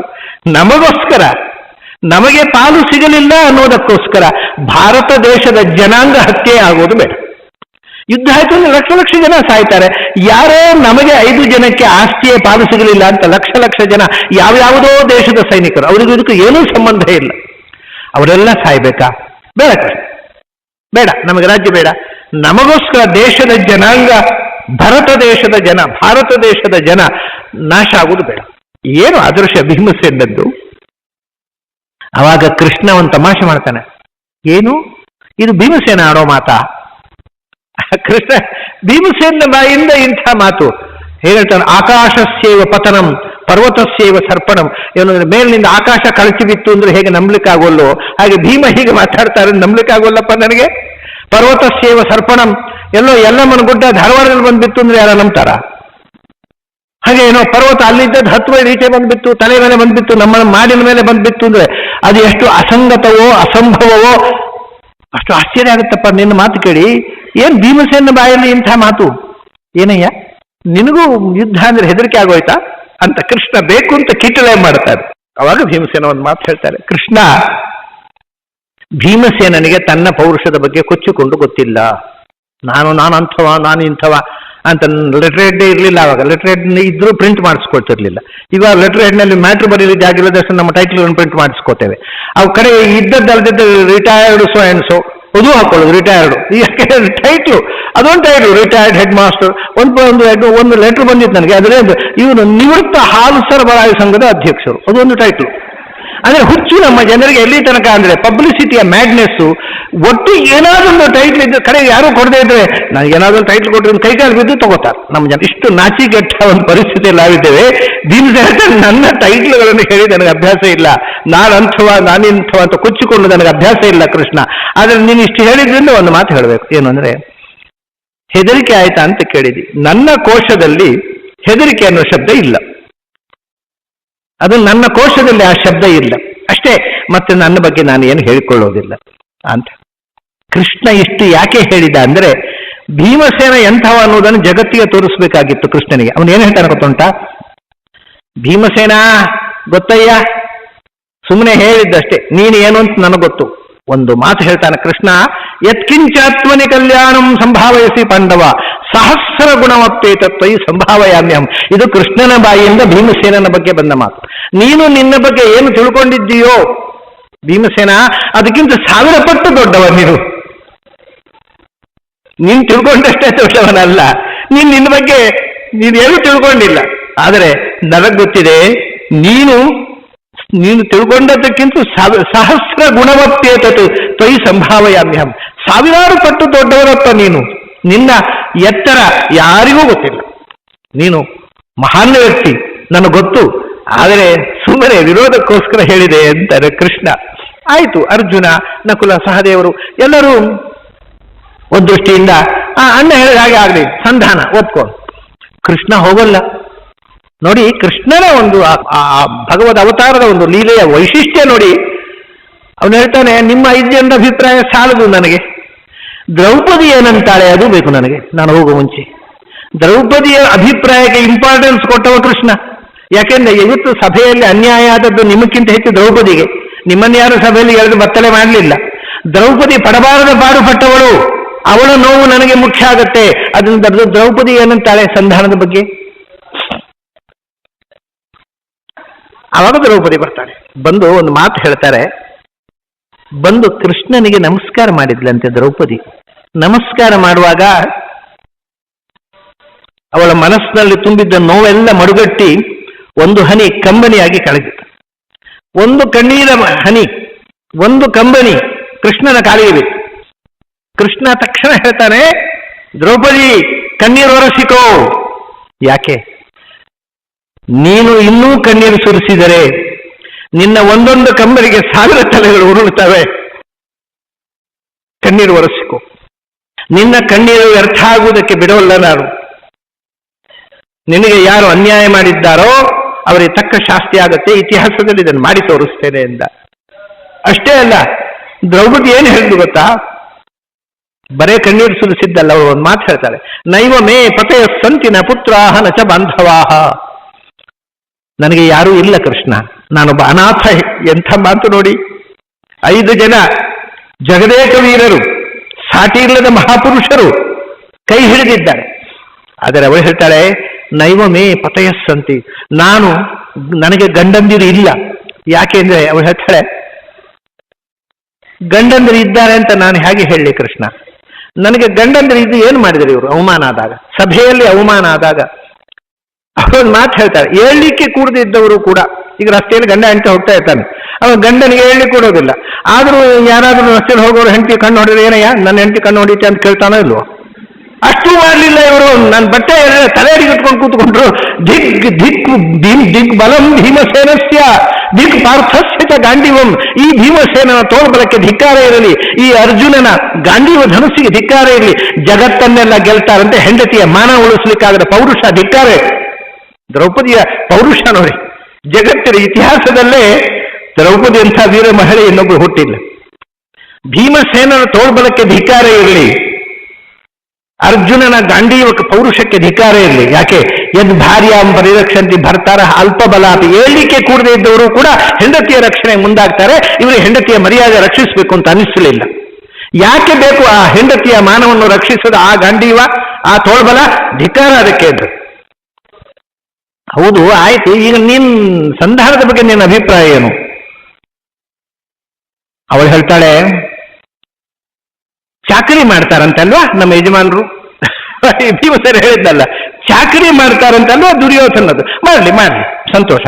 ಆದರೆ ಯಾರು ನನ್ನನ್ನ ತೊಡೆ ತಟ್ಟಿ ಬಾ ಇಲ್ಲಿ ಕೂಡು ಅಂತ ಕನಸನ್ನೇ ಮಾಡಿದನೋ ಆ ದುರ್ಯೋಧನ, ಯಾರು ನನ್ನ ಸೀರೆ ಎಳೆದು ನನ್ನನ್ನು ಮಾನಭಂಗ ಮಾಡಿ ಆ ದುಶಾಸನ, ಅವರ ಮನೆಯ ಹೊಸ್ತಿಲಿನ ಒಳಗೆ ಈ ದ್ರೌಪದಿ ಕಾಲಿಡೋಲ್ಲ. ಅವರು ಚಾಕರಿ ಮಾಡಿ. ಮತ್ತೆ ನೀನ್ ಏನ್ ಮಾಡ್ತೀಯ ನೋಡಿ, ದ್ರೌಪದಿಯ ಪೌರುಷ ನೋಡಿ. ಪಿತಾವೇ ಯೋಕ್ಷ್ಯತೆ ವೃದ್ಧ ಸಹ ಪುತ್ರೈರ್ ಮಹಾಬಲೈ. ನಮ್ಮ ಗಂಡಂದಿರು ನನ್ನ ಕೈ ಬಿಟ್ರಪ್ಪ, ನನಗೆ ದುರ್ಯೋಧನ ವಿರುದ್ಧ ನನಗೆ ಏನು ಸಹಾಯ ಮಾಡಲಿಲ್ಲ, ನನಗೆ ಸ್ವಲ್ಪ ಸಹಾಯ ಮಾಡೋದು ನಾನು ಅಪ್ಪನ ಹತ್ರ ಕೇಳ್ತೀನಿ. ನನ್ನ ಮುದುಕನಾದ ಅಪ್ಪ ಈ ಮಗಳನ್ನು ಬಿಟ್ಟು ಹಾಕಲಿಕ್ಕಿಲ್ಲ. ಪಾಂಚಾಲ ದೇಶದ ಸೇನೆ ಕಟ್ಟಿಕೊಂಡು ನನ್ನ ಅಣ್ಣ ತಮ್ಮಂದ್ರ ಜೊತೆಗೆ ನಾನು ಹೋರಾಡುತ್ತೇನೆ ದುರ್ಯೋಧನ ವಿರುದ್ಧ. ಅದನ್ನ ನಾನು ಕಾಂಪ್ರಮೈಸ್ ಮಾಡಿಕೊಳ್ಳೋಲ್ಲ. ಅವಮಾನಿತರಾದ ನಾನು ಆ ಮನೆಗೆ ಕಾಲಿಡೋಲ್ಲ, ನಾನು ಹೋರಾಡ್ತೇನೆ. ನೋಡಿ, ಕೃಷ್ಣನಿಗೆ ಆ ಮಾತು ಮುಖ್ಯ ಆಗತ್ತೆ. ರೋದಿಷ್ಯಂತಿ ಸ್ತ್ರೀಯೋ ಸೇವಂ ಯೇಷಾಂ ಕ್ರುದ್ಧಾಸಿ ಭಾಮಿನಿ. ತಕ್ಷಣ ಎದುರಿಂದ ಹೇಳ್ತಾರೆ, ಯಾರ ಬಗ್ಗೆ ಕೋಪಿಸಿಕೊಂಡಿದ್ಯೋ ದ್ರೌಪದಿ, ಅವರ ಹೆಣ್ಮಕ್ಕಳು ಕಣ್ಣೀರು ಸುರಿಸ್ತಾರೆ. ಇತಿಹಾಸದಲ್ಲಿ ನಡೆಯುತ್ತೆ ಇದು, ಕಣ್ಣೀರು ಒರೆಸಿಕೊ. ಇಷ್ಟು ಹೇಳಿ ಭೀಮಸೇನ ಹತ್ರ ಬರ್ತಾನೆ. ಭೀಮಸೇನ ಹತ್ರ ಏನು ಹೇಳ್ತಾನೆ ಗೊತ್ತಾ? ನಾನು ಸಂಧಾನಕ್ಕೆ ಹೋಗ್ತೇನೆ, ಆದರೆ ನಾನು ಹೇಳಿದ್ರು ದುರ್ಯೋಧನ ಕೇಳೋಲ್ಲ ಅನ್ನೋದು ನನಗೆ ಗೊತ್ತಿದೆ. ಆದ್ರಿಂದ ನಾನು ಹೋಗ್ತಾ ಇದ್ದೇನೆ. ಹೋಗೋ ಮುಂಚೆ ನಿನಗೆ ಹೇಳ್ತಾ ಇದ್ದೇನೆ, ಅಸ್ಮಿನ್ ಯುದ್ಧೇ ಮಹಾವೀರ ತ್ವಯಿ ಭಾರಃ ಸಮಾಹಿತ. ಮುಂದೆ ಹೋರಾಟ ಆಗುತ್ತೆ, ಸಂಧಾನ ಆಗೋಲ್ಲ, ನನಗೆ ಗೊತ್ತಿದೆ. ಸಂಧಾನ ಆಗೋಲ್ಲ, ಯುದ್ಧದ ಪೂರ್ತಿ ಹೊಣೆ ಯಾರ ಮೇಲಿದೆ? ನಿನ್ನ ಮೇಲಿದೆ.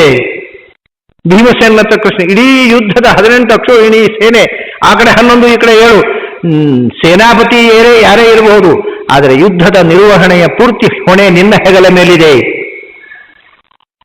ಯಾಕೆ? ಧೂರ್ ಅರ್ಜುನೇನ ಓಢವ್ಯ ಇತರೋ ಜನ. ಅರ್ಜುನ ಹೊಣೆ ಹೊರಬೇಕು, ಆದರೆ ಅರ್ಜುನ ಜೊತೆಗೆ ಕೃಷ್ಣನಿಗೆ ಗೊತ್ತು, ನಾನು ಇರ್ತೀನಿ, ಆದರೆ ಉಳಿದ ಜನರಿಗೆಲ್ಲ ಮಾರ್ಗದರ್ಶಕರಾಗಿ ನೀನು ನಿಲ್ಬೇಕಪ್ಪ. ನಿನ್ನಿಂದಾಗಿ ಯುದ್ಧದಲ್ಲಿ ಜಯ ಪಾಂಡವರಿಗೆ ಆಗಬೇಕು, ಪೂರ್ತಿ ಹೊಣೆ ನಿನ್ನದ ಮೇಲೆ ಬಿಟ್ಟು ಹೋಗ್ತಾ ಇದ್ದೇನೆ. ನಿಮ್ ಕಾಣ್ಬೋದು, ದೊಡ್ಡ ನಾಟಕ ಅಲ್ವಾ ಇದು? ಸಂಧಾನ ಆಗೋಲ್ಲ ಅಂತ ಮೊದಲೇ ಯುದ್ಧಕ್ಕೆ ಆ ಯುದ್ಧ ಆಗುತ್ತೆ ಅಂತ ಹೇಳಿ ಕೃಷ್ಣ ಹೋದದ್ದು ಯಾಕೆ ಅಂತ ಈ ಪ್ರಶ್ನೆಯನ್ನ ಮುಂದೆ ವಿದುರ ಕೇಳ್ತಾನೆ. ಅದಕ್ಕಿಂತ ಮೊದಲು ನೋಡಿ, ಕೃಷ್ಣ ಹೋದದ್ದು ಸುಮಾರು ಸಂಜೆ ಹೊತ್ತು ಕೃಷ್ಣ ಹೋಗಿದ್ದಾನೆ. ಹೋದ ತಕ್ಷಣ ಅಲ್ಲಿ ಭಾರಿ ರಾಯಲ್ ವೆಲ್ಕಮ್, ಸ್ವಾಗತ ಎಲ್ಲ ಮಾಡಿದ್ದಾನೆ ಕೌರವ, ಭಾರಿ ಸ್ವಾಗತ ಮಾಡಿದ್ದಾನೆ. ಕೃಷ್ಣನಿಗೆ ತನ್ನ ಅರಮನೆಯಲ್ಲೇ ಔತಣದ ಅಡಿಗೆ ವ್ಯವಸ್ಥೆ, ಅವನಿಗೆ ಉಳ್ಕೊಳ್ಳೋ ವ್ಯವಸ್ಥೆ ಎಲ್ಲ ಮಾಡಿದ್ದಾನೆ. ಯಾರು ದೊಡ್ಡ ಮನುಷ್ಯರು ಬಂದ್ರೆ ನಮ್ಮಲ್ಲಿ ಪ್ರೆಸಿಡೆಂಟ್ಸ್ ರಾಷ್ಟ್ರಪತಿ ಭವನದಲ್ಲಿ ಉಳ್ಕೊಳ್ಳೋ ವ್ಯವಸ್ಥೆ ಮಾಡ್ತಾರಲ್ಲ, ಹಾಗೆ ಕೃಷ್ಣ ಅಂದ್ರೆ ಎಲ್ರಿಗೂ ದೊಡ್ಡ ಮನುಷ್ಯ. ಸೊ ಕೌರವ ತನ್ನ ಅರಮನೆಯಲ್ಲೇ ಕೃಷ್ಣನಿಗೆ ಊಟ, ಅಷ್ಟೇ ಅಲ್ಲ, ಸಂಬಂಧಿ ಬೇರೆ. ಕೌರವನ ಮಗಳು ಲಕ್ಷಣೆಯನ್ನ ಕೃಷ್ಣನ ಮಗ ಸಾಂಬ ಮದುವೆ ಮಾಡ್ಕೊಂಡಿದ್ದ. ಬೀಗರವರು, ಹತ್ತಿರದ ಬೀಗರು. ಹಾಗಾಗಿ ಕೃಷ್ಣ ನಮ್ಮನೆಯಲ್ಲಿ ಊಟದ ವ್ಯವಸ್ಥೆ, ಭಾರಿ ಅಡಿಗೆ ಆಗಿದೆ. ಕೃಷ್ಣ ಬಂದ, ಹೋಗೋಣ ಕೃಷ್ಣ ಅಂದ ದುರ್ಯೋಧನ. ಎಲ್ಲ ಆದ್ಮೇಲೆ ಸ್ವಾಗತ ಗೀಗತ ಆಯ್ತು, ಹೋಗೋಣ. ಎಲ್ಲಿಗೆ ಎಂದ ಕೃಷ್ಣ? ನಮ್ಮನೆಗೆ. ನಾನು ನಿನ್ನ ಮನೆಗೆ ಬರೋಲ್ಲ ಅಂದ ಕೃಷ್ಣ. ಯಾಕೆ ಕೃಷ್ಣ? ನಾವು ಬೀಗರಲ್ವಾ? ಬೀಗರು ಹೌದು, ನಾನೀಗ ಬೀಗನಾಗಿ ಬಂದದ್ದಲ್ಲ, ನಾನು ಪಾಂಡವರ ಅಂಬಾಸಿಡರ್ ಆಗಿ ಬಂದಿದ್ದೇನೆ. ಪಾಂಡವರ ಕಡೆಯಿಂದ ಬಂದು ನಿಮ್ಮ ಮನೆಯಲ್ಲಿ ಊಟ ಮಾಡಿದರೆ ಅದು ಕಾನೂನಿನ ರೀತಿಯ ತಪ್ಪು. ನ್ಯಾಯಾಧೀಶರು ಒಂದು ಪಕ್ಷದವರ ಮನೆಯಲ್ಲಿ ಊಟ ಕೂತ್ರೆ ಹೇಗೆ? ಅದರಿಂದ ನಿನ್ನ ಮನೆಯಲ್ಲಿ ಊಟ ಮಾಡೋದು ಕಾನೂನು ರೀತಿಯ ತಪ್ಪು, ನಿನ್ನ ಮನೆಯಲ್ಲಿ ಊಟ ಮಾಡೋದು. ಇದು ಕಾನೂನಿನ ದೃಷ್ಟಿಯಿಂದ. ನನಗೆ ಯಾವ ಕಾನೂನು ಅನ್ನೋ ಯಾಗೋಲ್ಲ, ಅದು ಬೇರೆ ಮಾತು. ಆದರೆ ಇನ್ನೂ ಒಂದು ಕಾರಣ ಇದೆ, ನಿನ್ನ ಮನೆಯಲ್ಲಿ ಊಟ ಮಾಡದೇ ಇರಲಿಕ್ಕೆ. ಇದು ಅದ್ಭುತ ರೀ. ಕೃಷ್ಣ ಹೇಳ್ತಾನೆ, ಸಂಪ್ರೀತಿ ಭೋಜ್ಯಾನಿ ಅನ್ನಾನಿ ಆಪದ್ ಭೋಜ್ಯಾನಿ ವಾ ಪುನಃ ನಚ ಸಂಪ್ರೀಯಸೆ ರಾಜನ್ ನಚೈವ ಆಪದ್ಗತಾಹ ವಯಂ.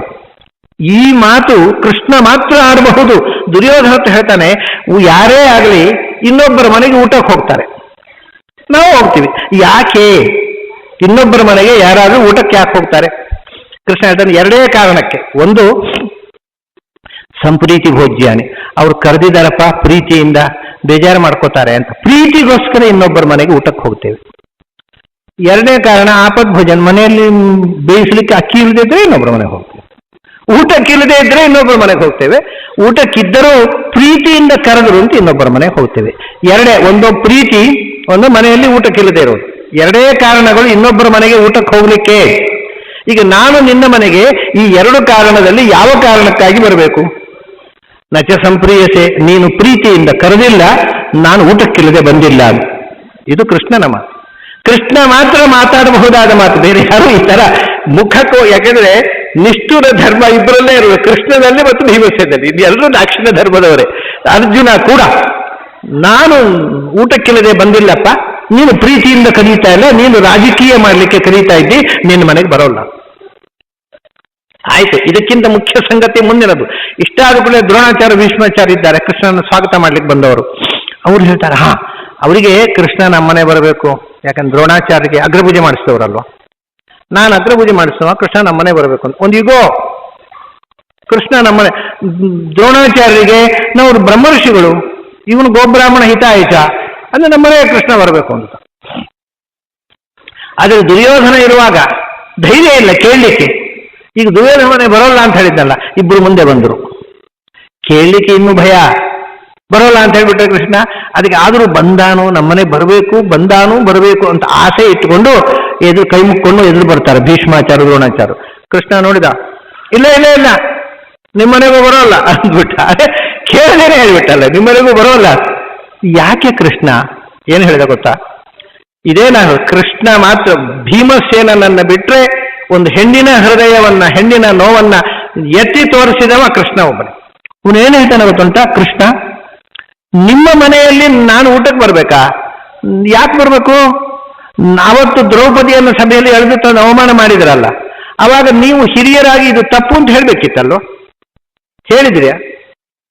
ಒಂದು ಹೆಣ್ಣಿಗೆ ಅನ್ಯಾಯ ಆದಾಗ ತಪ್ಪು ಅಂತ ಹೇಳಿದ ನಾಲಿಗೆ ನಿಮ್ದು, ನಿಮ್ಮನೆ ಅನ್ನ ಯಾಕೆ ಉಣ್ಣಬೇಕು? ಬರೋಲ್ಲ.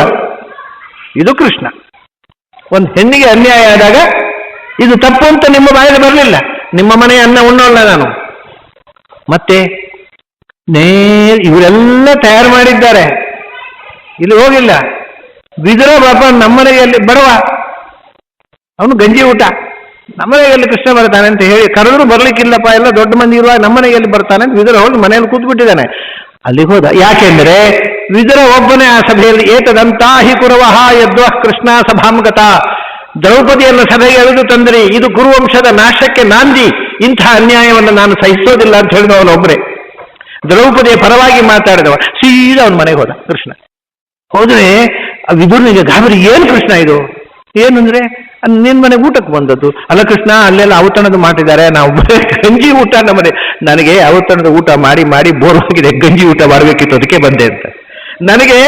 ನನಗೆ ಹೊರಗಿನ ವೈಭವದ ಮೆರವಣಿಗೆ ಬೇಕಿಲ್ಲ, ಹೃದಯದ ಪ್ರೀತಿ ಬೇಕಾಗಿದೆ, ನಿನ್ನಲ್ಲಿ ಅದು ಧಾರಾಳವಾಗಿದೆ.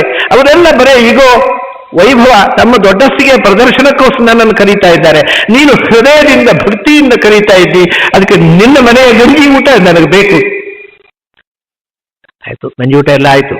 ರಾತ್ರಿ ಕೂತು ವಿದುರ ಹೇಳ್ತಾನೆ, ಕೃಷ್ಣ ನೀನು ಬರಬಾರ್ದಿತ್ತು. ಯಾಕಪ್ಪ? ನೀನು ಬಂದರೂ ಕೂಡ ದುರ್ಯೋಧನ ಕೇಳೋಲ್ಲ, ಯಾಕೆಂದ್ರೆ ನನಗೆ ಅವನ ಸ್ವಭಾವ ಚೆನ್ನಾಗಿ ಗೊತ್ತಿದೆ. ಯಾವತ್ತೂ ಇನ್ನೊಬ್ಬರು ಹೇಳಿದ್ದನ್ನು ಕೇಳಿ ಅವನ ಜಾಯಮಾನದಲ್ಲಿ ಗೊತ್ತಿಲ್ಲ.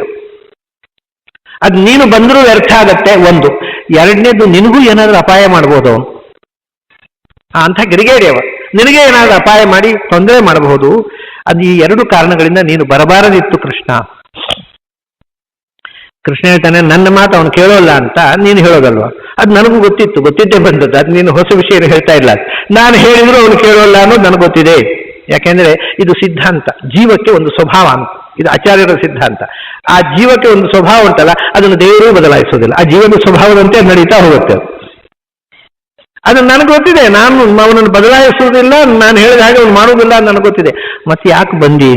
ಅಲ್ಲಯ್ಯ, ನಾನು ಹೇಳಿದರೂ ದುರ್ಯೋಧನ ಕೇಳೋಲ್ಲ ಅನ್ನೋದು ನಿನಗೆ ಗೊತ್ತಿದೆ, ನನಗೆ ಗೊತ್ತಿದೆ, ಈ ಜಗತ್ತಿನ ಜನರಿಗೆ ಗೊತ್ತಿಲ್ಲಲ್ಲ, ಅವರಿಗೂ ಗೊತ್ತಾಗಲಿ ಅಂತ ಬಂದೆ. ಅವನು ಯುದ್ಧ ಬೇಡ ಅಂತ ಶಾಂತಿಗೆ ಒಪ್ಕೋತಾನೆ ಅಂತ ಬಂದದ್ದಲ್ಲ. ಆದ್ರೆ ನಾಳೆ ಜನ ಹೇಳ್ಬೋದಲ್ಲ, ಕೃಷ್ಣ ಮನಸ್ಸು ಮಾಡಿದ್ರೆ ಯುದ್ಧ ಆಗ್ತಿರ್ಲಿಲ್ಲ, ಅವನು ಬೇಕು ಅಂತ ತಪ್ಪಿಸ್ಕೊಂಡ ಅಂತ ನಾಳೆ ಜನ ಆಡ್ತಾರೆ. ಅಂದ್ರೆ ಕೃಷ್ಣ ಮನಸ್ಸು ಮಾಡಿದ್ರು ದುರ್ಯೋಧನ ಒಪ್ಕೊಳ್ಳಿಲ್ಲ ಅನ್ನೋದು ಜಗತ್ತಿಗೆ ಗೊತ್ತಾಗಲಿ ಅಂತ ನಾನು ಬಂದದ್ದು ಅಲ್ಲ. ಇನ್ನು ಎರಡನೇದ್ದು, ಏನೋ ಅಪಾಯ ಮಾಡ್ಬೋದು, ಅದರ ಹೆದರಿಕೆ ಬೇಡ. ಯಾಕೆಂದ್ರೆ ಕೃಷ್ಣನಿಗೆ ಅಪಾಯ ಮಾಡುವವ ಜಗತ್ತಲ್ಲಿ ಈ ತನಕ ಹುಟ್ಟಿಲ್ಲ, ಇನ್ನು ಹುಟ್ಟೋಲ್ಲ, ನಿರ್ಭಯವಾಗಿದೆ. ನೋಡಿ, ಹೀಗೆ ದ್ರೌಪದಿಯ ಬಗ್ಗೆ ಅನನ್ಯವಾದ ಕಾಳಜಿ ತೋರಿಸಿರ್ತಕ್ಕಂಥ ಎರಡು ವ್ಯಕ್ತಿಗಳು ಭೀಮ ಮತ್ತು ಕೃಷ್ಣ. ಭೀಮ ಅಲ್ಲೇ, ಆಮೇಲೆ ಇಲ್ಲಿ ಕೃಷ್ಣ ಸಂಧಾನಕ್ಕೆ ಹೊರಡುವಾಗಲೇ ಹೀಗಾಯ್ತು, ಇದೆಲ್ಲ ಆಯ್ತು. ಭೀಮಸೇನನ ಈ ನಿಷ್ಠುರ ಧರ್ಮದ ಜೊತೆಗೆ ಅವನ ತಮಾಷೆನ, ಹಾಗಾಗಿ ಭೀಮಸೇನ ನಿಷ್ಠುರ ಧರ್ಮ. ಇನ್ನೊಂದು ದೃಷ್ಟಾಂತ ಕೊಡಬೇಕು, ಅದಕ್ಕೂ ಕೃಷ್ಣನ ಮತ್ತು ಭೀಮಸೇನ ಸಾಮ್ಯ ನೀವು ನೋಡಿದರೆ ಗೊತ್ತಾಗತ್ತೆ. ಮಹಾಭಾರತ ಯುದ್ಧ ಆಯಿತು, ಯುದ್ಧದಲ್ಲಿ ಪಾಂಡವರು ಗೆದ್ರು, ಪಾಂಡವರು ಸಾಮ್ರಾಜ್ಯ ಸಿಕ್ಕಿತು, ಧರ್ಮರಾಜ ಸಮ್ರಾಟ ಆದ, ಸಿಂಹಾಸನವನ್ನು ಏರಿದ. ಆ ಏರಿ ಸುಮಾರು 10-15 ವರ್ಷ ರಾಜ್ಯ ಆಳಿದ್ದಾರೆ. 72ನೇ ವಯಸ್ಸಿನಲ್ಲಿ, ಧರ್ಮರಾಜನ 72ನೇ ವಯಸ್ಸಿನಲ್ಲಿ ಮಹಾಭಾರತ ಯುದ್ಧ ಆದದ್ದು. ಇವತ್ತು 72ನೇ ವಯಸ್ಸಿಗೆ ಭೀಮಸೇನ ಗದೆ ಎತ್ತಿಕೊಂಡಿದ್ದೀವಿ, ದಂಟೆ ಎತ್ತಲಿ ಕೊಡೋಲ್ಲ ಈಗಿನವರಿಗೆ. ಅವನು 71 ವರ್ಷ ಭೀಮಸೇನನಿಗೆ ಮಹಾಭಾರತ ಯುದ್ಧ ಆದಾಗ ಗದೆ ಹಿಡಿದು ಹೋರಾಡಿದ್ದಾನೆ. ಅರ್ಜುನನಿಗೆ 70 ವರ್ಷ, ಕೃಷ್ಣನಿಗೆ 70 ವರ್ಷ 6 ತಿಂಗಳು, ನಕಲ ಸಹದೇವರಿಗೆ 69 ವರ್ಷ ಮಹಾಭಾರತ ಯುದ್ಧ ಆದಾಗ. ಆಮೇಲೆ 15 ವರ್ಷ ಕಳೆದಿದೆ. ಅಂದರೆ 72, 15, 87 ವರ್ಷ ಧರ್ಮರಾಜನಿಗೆ, ಭೀಮಸೇನನಿಗೆ 86, ಅರ್ಜುನಿಗೆ 85 ವರ್ಷ ನಡೀತಾ ಇದೆ. ಇಂತಹ ಸಂದರ್ಭದಲ್ಲಿ ಒಂದು ಪ್ರಸಂಗ ಆಯ್ತು ನೋಡಿ. ಏನು ಅಂದರೆ, ಧೃತರಾಷ್ಟ್ರನಿಗೆ ಮಕ್ಕಳೆಲ್ಲ ಸತ್ರು, 100 ಜನ ಮಕ್ಕಳು ಸತ್ರು, ಮೊಮ್ಮಕ್ಕಳು ಸತ್ರು, ವಂಶ ನಿರ್ವಂಶ ಆಯಿತು. ಆದರೂ ಕೂಡ ವೈರಾಗ್ಯ ಬರಲಿಲ್ಲ. ಅವನು ದಿನ ಇಲ್ಲಿ ಧರ್ಮರಾಜ ಅವನು ಯಾವತ್ತೊಂದು ಅಡಿಗೆ ಮಾಡಿ ಕಳಿಸೋನು, ದಿನಾ ಫಸ್ಟ್ ಕ್ಲಾಸ್ ಊಟ. ಇವತ್ತೇನು ಅಡಿಗೆ, ಇವತ್ತೇನು ಸ್ವೀಟ್ ಇದೇ ಕಥೆ ಅವನದ್ದು. ಇವತ್ತೇನು ಸ್ವೀಟ್ ಮಾಡಿದ್ದಾರೆ, ಇವತ್ತೇನು ಸಾಂಬಾರು ಮಾಡಿದ್ದಾರೆ ಅಂತ ಕೇಳ್ತಾ ಕೂತ ಹೊರತು ಅವನು ವೈರಾಗ್ಯವೇ ಬರಲಿಲ್ಲ. ಭೀಮಸೇನನೇ ಕಂಡಿತು, ಅಲ್ಲ ನಮ್ಮ ದೊಡ್ಡಪ್ಪನಿಗೆ ವೈರಾಗ್ಯ ಬರುವುದು ಯಾವಾಗ? ಇಷ್ಟು ಹಣ್ಣು ಮುದುಕ 100 ದಾಟಿದೆ, ಶತಮಾನೋತ್ಸವ ಆಗಿಬಿಟ್ಟಿದೆ. ಆಮೇಲೆ ಮಕ್ಕಳೆಲ್ಲ ಸತ್ತಿದ್ದಾರೆ, ಮೊಮ್ಮಕ್ಕಳಿಲ್ಲ, ವಂಶ ನಿರ್ವಂಶವಾಗಿದೆ. ಇಂಥ ಸ್ಥಿತಿಯಲ್ಲೂ ಈ ರಾಜಕೀಯ, ಈ ಬೇಡ ಅರಮನೆ, ದೇವ್ರ ಧ್ಯಾನ ಮಾಡಿಕೊಂಡು ಆಶ್ರಮ ಕಟ್ಟಿಕೊಂಡು ವಾನಪ್ರಸ್ಥ ಜೀವನ ಮಾಡುವ ಅಂತ ಹಿಂದಿನ ಕಾಲದಲ್ಲಿ ಕ್ಷತ್ರಿಯರು ಹಾಗೆ ಮಾಡ್ತಾ ಇದ್ದದ್ದು ಸಂಪ್ರದಾಯ ಬೇರೆ. ಯಾಕೆ ನಮ್ಮ ದೊಡ್ಡಪ್ಪನಿಗೆ ಇದು ತೋಚಿತಾ ಇಲ್ಲ? ಅದಕ್ಕೆ ಅವನು ತಂತ್ರ ಏನು ಗೊತ್ತುಂಟ? ಅವನು ಧೃತರಾಷ್ಟ್ರ ಕೇಳುವ ಹಾಗೆಯೇ ಏತಯೋ ವಾಕೋಹ ಅಂತರ ಜರಟಸ್ಯ ಸುತಾಹ ಹತ ಅನೆಯೋರ್ ಅಂತರ ವಾಕೋಹ. ಅಲ್ಲಿ ಹೇಳುದಂತೆ, ಈ ಮುದುಕನ ಮಕ್ಕಳನ್ನೆಲ್ಲ ಇದೇ ತೋಳು ಕೊಂದದ್ದು. ಸುಮ್ಮನೆ ಗಟ್ಟಿ ಹೇಳುದು ಧೃತರಾಷ್ಟ್ರ ಕೇಳು, ಆ ಮುದುಕನ 100 ಜನ ಮಕ್ಕಳನ್ನು ಈ ತೋಳಿನಿಂದ ಚೆಚ್ಚಿಕೊಂಡೆ ನಾನು. ಸ್ವಲ್ಪ ಅತಿ ಅಂತ ಕಾಣೋಣ, ದೊಡ್ಡಪ್ಪನನ್ನು ಹೀಗೆ ಹಂಗಿಸುವುದ? ಆ ಮುದುಕನ 100 ಜನ ಮಕ್ಕಳನ್ನ ಇದೇ ತೋಳಿನಿಂದ ಚಚ್ಚಿಕೊಂಡೆ ನಾನು. ಇದನ್ನು ಕೇಳ್ತಾ ಕೇಳ್ತಾ ಕೇಳ್ತಾ ತುಂಬಾ ನೋವು ಅನುಭವಿಸಿದ್ದು. ಅದು ಆಯ್ತು. ಆಮೇಲೆ 15ನೇ ವರ್ಷ ಶ್ರಾದ್ದ, ಮಕ್ಕಳಿಗೆ ಪಿಂಡ ಹಾಕ್ಬೇಕು. ಮಕ್ಕಳಿಗೆ 100 ಜನರಿಗೆ ಅವರು ಪಿಂಡ ಹಾಕ್ಬೇಕಪ್ಪ, ಸಾಮಾನು ಕಳಿಸ್ಕೊಡು. ಧರ್ಮರಾಜ ಹೇಳಿದ, ಬೇಕಾದ್ದು ಕೊಂಡೋಗ್ರಿ, ದೊಡ್ಡಪ್ಪನ ಸಾಮಾನು ಏನು ಬೇಕೋ ಅದು ಕೊಂಡೋಗ್ರಿ. ಭೀಮಸೇನ ಹೇಳಿದ, ನಥಿಂಗ್ ಡೂಯಿಂಗ್. ಯಾಕೆ ಸಾಮಾನು ಕಳಿಸ್ಬೇಕು? ಪಿಂಡ ಹಾಕ್ಲಿಕ್ಕೆ. ಯಾಕೆ ಪಿಂಡ ಹಾಕ್ಬೇಕಾ? ನೀಚ ಲೋಕಕಂಟಕರಾದಂತಹ ದರಿದ್ರ ದುರ್ಯೋಧನೆ ಪಿಂಡ ಯಾಕೆ ಹಾಕ್ಬೇಕ್ರಿ? ಯಾರು ಯೋಗ್ಯರಿದ್ದಾರೆ ಅವರಿಗೆ ನಮ್ಮ ಅಣ್ಣ ಹಾಕ್ತಾರೆ ಪಿಂಡ, ಅವನು ಹಾಳ ಹೋಗ್ಲಿ, ಅವನಿಗೆ ಪಿಂಡ ಹಾಕ್ಲಿಕ್ಕೆ ಈ ಸರ್ಕಾರದ ದುಡ್ಡು ಹಾಕೊಡು ಅವನಿಗೆ. ಆ ನೀಚನಿಗೆ ಪಿಂಡ ಹಾಕ್ಲಿಕ್ಕೋಸ್ಕರ ನಮ್ಮ ಜನರಿಂದ ವಸೂಲು ಮಾಡಿದ ಸರ್ಕಾರದ ದುಡ್ಡು ಯಾಕೆ ಕೊಡಬೇಕು? ನಾ ಕೊಡೋಲ್ಲ ಅಂದ ಭೀಮಸೇನ. ಬಹಳ ಉಗ್ರ ಅನಿಸೋದಿಲ್ವಾ? ಮನೆಯಲ್ಲಿ ದೊಡ್ಡಪ್ಪ ಮಕ್ಕಳಿಗೆ ಪಿಂಡ ಹಾಕ್ಬೇಕಂದ್ರೆ ಕೊಡೋಲ್ಲ ಅಂದ. ಈ ಮುದುಕನ ಮಕ್ಕಳೆಲ್ಲ ನಾನೇ ಕೊಂದದ್ದು ಅಂತ ಅವನು ಕೇಳಿಸುವಾಗ ಹೇಳಿದ. ತುಂಬಾ ನೋವಾಗೋಯ್ತು ಧೃತರಾಷ್ಟ್ರನಿಗೆ. ವಿದುರನ ಹತ್ರ ಹೇಳ್ತಾನೆ, ಏನಪ್ಪ ಒಳ್ಳೆ ಆ ಧರ್ಮರಾಜ ತುಂಬಾ ಒಳ್ಳೆ ಹುಡುಗ, ದೊಡ್ಡಪ್ಪ ಅಂತ ತುಂಬಾ ಪ್ರೀತಿ ಮಾಡ್ತಾನೆ. ಅರ್ಜುನ, ನಕುಲ, ಸಹದೇವ, ದ್ರೌಪದಿ ಎಲ್ಲರೂ ನನ್ನನ್ನು ದೊಡ್ಡಪ್ಪ ಅಂತ ಬಹಳ ಪ್ರೀತಿ ಮಾಡಿ ನನ್ನ ಸೇವಾ ಮಾಡ್ತಾರೆ. ಇವನೊಬ್ಬ ತುಂಬಾ ನೋಯಿಸ್ತಾನಪ್ಪ ಭೀಮಸೇನ. ಏನ್ ನಿಷ್ಠುರ ಮಾತಾಡ್ತಾನೆ, ಸಿಟ್ಟು ಭೀಮಸೇನ ಮೇಲೆ. ವಿದುರನ ಹತ್ರ ಹೇಳ್ತಾನೆ, ಅವನು ಯಾಕೆ ಹಾಗೆ ಮಾಡ್ತಾನೆ ಆ ಹುಡುಗ? ನನಗೊಂದು ಅರ್ಥ ಆಗೋಲ್ಲ, ನಾನು ತುಂಬಾ ಅವಮಾನ ಮಾಡ್ತಾನೆ. ಅವಾಗ ವಿದುರ ಹೇಳೋ ಮಾತೇನು ಗೊತ್ತುಂಟ? ಶುದ್ಧೇ ಭಾಗವತೆ ಧರ್ಮೇ ನಿರತೋ ಸೌವೃಕೋದರ. ಅವನದ್ದು ನಿರ್ದುಷ್ಟವಾದ ಭಾಗವತ ಧರ್ಮ, ಅದು ಅಧರ್ಮ ಅಲ್ಲ. ಅವನಿಗೆ ದಾಕ್ಷಿಣ್ಯ ಇಲ್ಲ. ನಿಜವಾದ ಭಾಗವತ ಧರ್ಮ ಅಂದ್ರೆ ಧರ್ಮರಾಜನದ್ದಲ್ಲ, ಭೀಮಸೇನದ್ದು. ಬೈತಾರೆ ದೊಡ್ಡಪ್ಪನಿಗೆ, ಶ್ರಾದ್ದಕ್ಕೆ ದುಡ್ಡು ಕೊಡೋಲ್ಲ, ಅದು ಭಾಗವತ ಧರ್ಮವಾ? ಏನ್ ಕಥೆ? ಹಾಗಲ್ಲ ಅಣ್ಣ, ವಿಷಯ ಏನು ಗೊತ್ತುಂಟ? ಭೀಮಾಪವರ್ಜಿತಂ ಪಿಂಡಮ್ಮ ಆದತ್ಸೆ ಗೃಹ ಪಾಲವತ್ತು. ನೀನು ಇಷ್ಟು ದಿವಸ ಹೇಗೆ ಬದುಕಿದಿ ನೆನಪುಂಟ ನಿನಗೆ? ಭೀಮ ತಟ್ಟೆಯಲ್ಲಿ ಹಾಕಿ ಕಳಿಸೋದು ಅನ್ನ, ನೀನು ತಿನ್ನೋರು. ಅಂದ್ರೆ ಅವನು ಹೇಳ್ತಾನೆ, ಅಂಗಳದಲ್ಲಿ ನಾಯಿಯನ್ನು ಕಟ್ಟಿರ್ತೇವೆ, ಅಲ್ಲಿ ತಟ್ಟೆ ಇಟ್ಟಿರ್ತಾರೆ, ಯಾವಾಗ ತಟ್ಟೆಗೆ ಗಂಜಿ ಹಾಕ್ತಾನೆ ಅಂತ ಬಾಲ ಆಡಿಸ್ಕೊಂಡು ಕಾಯ್ತಾ ಇರ್ತವೆ. ಹಾಗೆ ಭೀಮ ಯಾವಾಗ ತಟ್ಟೆಗೆ ಬಡಿಸ್ತಾನೆ ಅಂತ ನಾಯಿಯಂತೆ ಕಾದು ಕೂತಿಯಲ್ಲ, ನಿನ್ನ ಬದುಕಿಗೆ ಧಿಕ್ಕಾರ ಇರಲಿ. ಇಷ್ಟು ಮಾಡಿದ್ರೂ ನಿನಗೆ ಪಶ್ಚಾತ್ತಾಪ ಆಗಲಿಲ್ಲಲ್ಲ, ದೊಡ್ಡಪ್ಪನಿಗೆ ಪಶ್ಚಾತ್ತಾಪ ಆಗಲಿ ಅಂತ ಪ್ರೀತಿಯಿಂದ ಹಂಗಿಸಿದ. ದೊಡ್ಡಪ್ಪನಿಗೆ ಒಳ್ಳೇದಾಗಲಿ ಅಂತ ಹಂಗಿಸಿದ ಹೊರತು ದ್ವೇಷದಿಂದ ಅಲ್ಲ. ಇಷ್ಟು ಹಂಗಿಸಿದ್ರೆ ಆದರೂ ವೈರಾಗ್ಯ ಬರುತ್ತೇನೋ ದೊಡ್ಡಪ್ಪನಿಗೆ. ಪಿಂಡ ಹಾಕಲಿಕ್ಕೆ ದುಡ್ಡು ಕೊಡೋಲ್ಲ ಅಂತ ಹೇಳಿದ್ರೆ ಆದರೂ ವೈರಾಗ್ಯ ಬರುತ್ತೇನೋ ಅಂತ. ದೊಡ್ಡಪ್ಪನ ಮನಃಪರಿವರ್ತನೆ ಆಗಲಿ ಅನ್ನೋ ಪ್ರೀತಿ ಅದರ ಹಿಂದೆ ಇದೆ ಹೊರತು ದ್ವೇಷ ಇಲ್ಲ. ನೀನು ಅರ್ಥ ಮಾಡ್ಕೊ. ಇದೇ ಪ್ರಸಂಗವನ್ನ ನಾವು ಇನ್ನೊಂದು ಕಡೆ ನೋಡ್ತೇವೆ. ಎಲ್ಲಿ? ಕೃಷ್ಣ ದ್ರೋಣಾಚಾರ್ಯ ಯುದ್ಧ ಆಗ್ತಾ ಇದೆ. ಯುದ್ಧ ಆಗ್ತಾ ಇದ್ದಾಗ ಏನು ಮಾಡಿದ್ರು ದ್ರೋಣಾಚಾರ್ಯ ಸೋಲಲ್ಲ. ಅವಾಗ ಕೃಷ್ಣ ಹೇಳ್ತಾನೆ, ಅದು ಅಶ್ವತ್ಥಾಮ ಸತ್ತ ಅಂತ ಹೇಳೋ.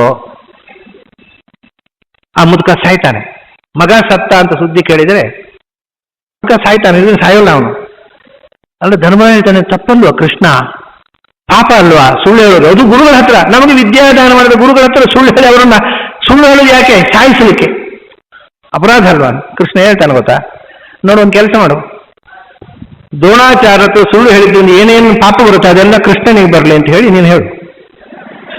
ನಿನಗೆ ಹೆದರಿಕೆ ಕೃಷ್ಣನಿಗೆ ಬರಲಿ ಅಂತ ಪ್ರಾರ್ಥನೆ ಮಾಡು, ಹೇಳೋದು.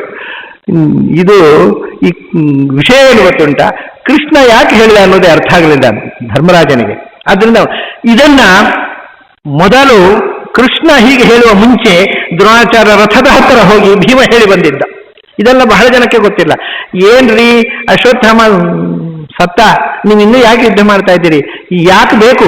ಅಷ್ಟೇ ಅಲ್ಲ, ಭೀಮಸೇನ ಒಂದು ಮಾತು ಹೇಳ್ತಾನೆ, ಇವತ್ತು ನಾವು ಕ್ಷತ್ರಿಯರು, ನಮ್ಮ ಪ್ರಾರಬ್ಧ ಕರ್ಮ ಹೋರಾಡೋದು, ನೀವು ಯಾಕೆ ಬ್ರಾಹ್ಮಣರಾಗಿ ತಪಸ್ಸು ಮಾಡೋದು ಬಿಟ್ಟು ಕ್ಷತ್ರಿಯರನ್ನು ಉತ್ತೇಜನ ಮಾಡಿ ಕ್ಷತ್ರಿಯರ ದಾರಿ ತಪ್ಪಿಸಿ ಕ್ಷತ್ರಿಯರ ಪರವಾಗಿ ಹೋರಾಡ್ತಾ ಇದ್ದೀರಲ್ಲ, ತಪ್ಪು ಮಾಡ್ತಾ ಇರೋರು ಕ್ಷತ್ರಿಯರಲ್ಲ, ನೀವು ಬೇಡವಾದ ಕೆಲಸ ಮಾಡ್ತಾ ಇದ್ದೀರಿ ನಿವೃತ್ತರಾಗಿ ಇಂದ. ಭೀಮಸೇನ ಎಷ್ಟು ಒಳ್ಳೆ ಮಾತು.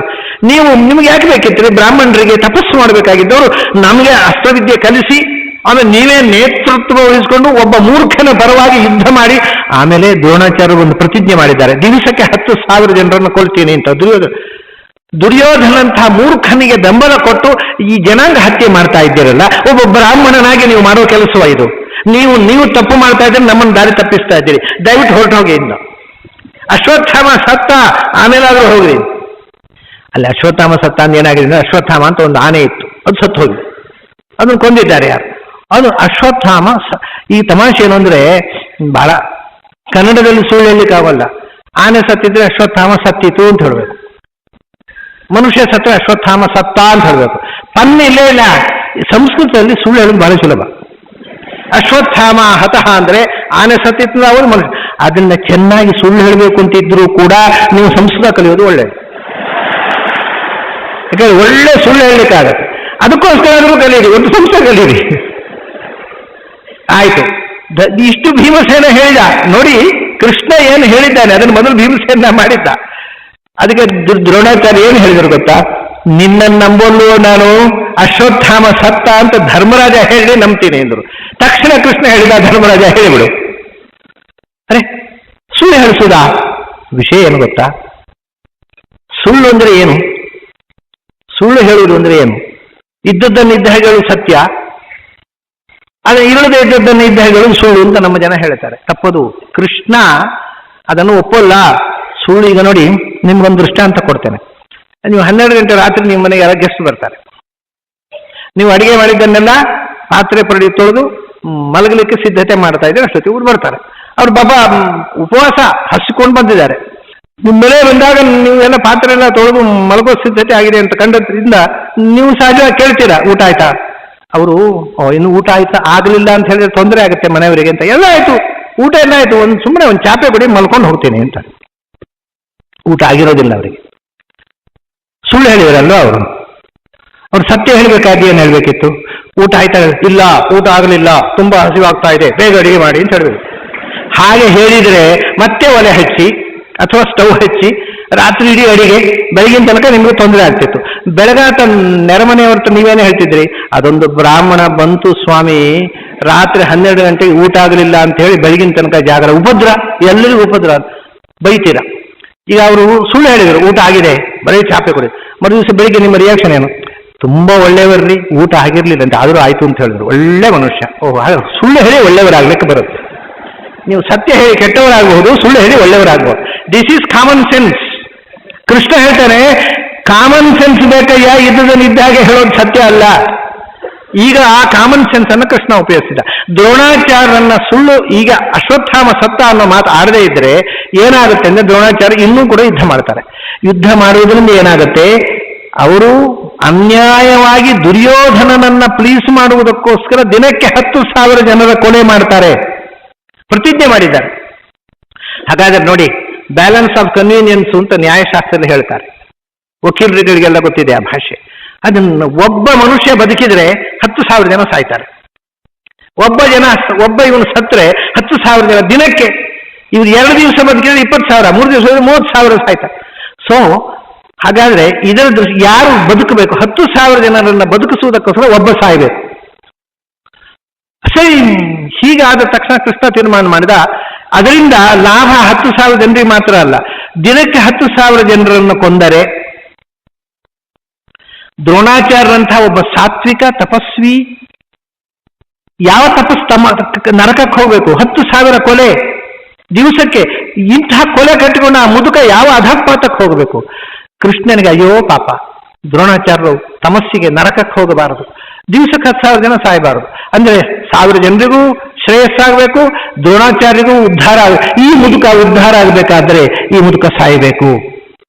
ಸಾವಿನಲ್ಲಿ ಉದ್ಧಾರ ಇದೆ, ಯಾಕಂದ್ರೆ ಬದುಕಿದ 10,000 ಜನ ಕೊಲೆ ಮಾಡಿ ಪಾತಕ ಕಟ್ಟಿಕೊಳ್ತಾರೆ. ಈ ಮುದುಕ ಪಾಪದಿಂದ ಪಾರಾಗಿ ಉದ್ಧಾರ ಆಗಬೇಕು, ಆದ್ರಿಂದ ಈ ಮುದುಕ ಸಾಯಬೇಕು.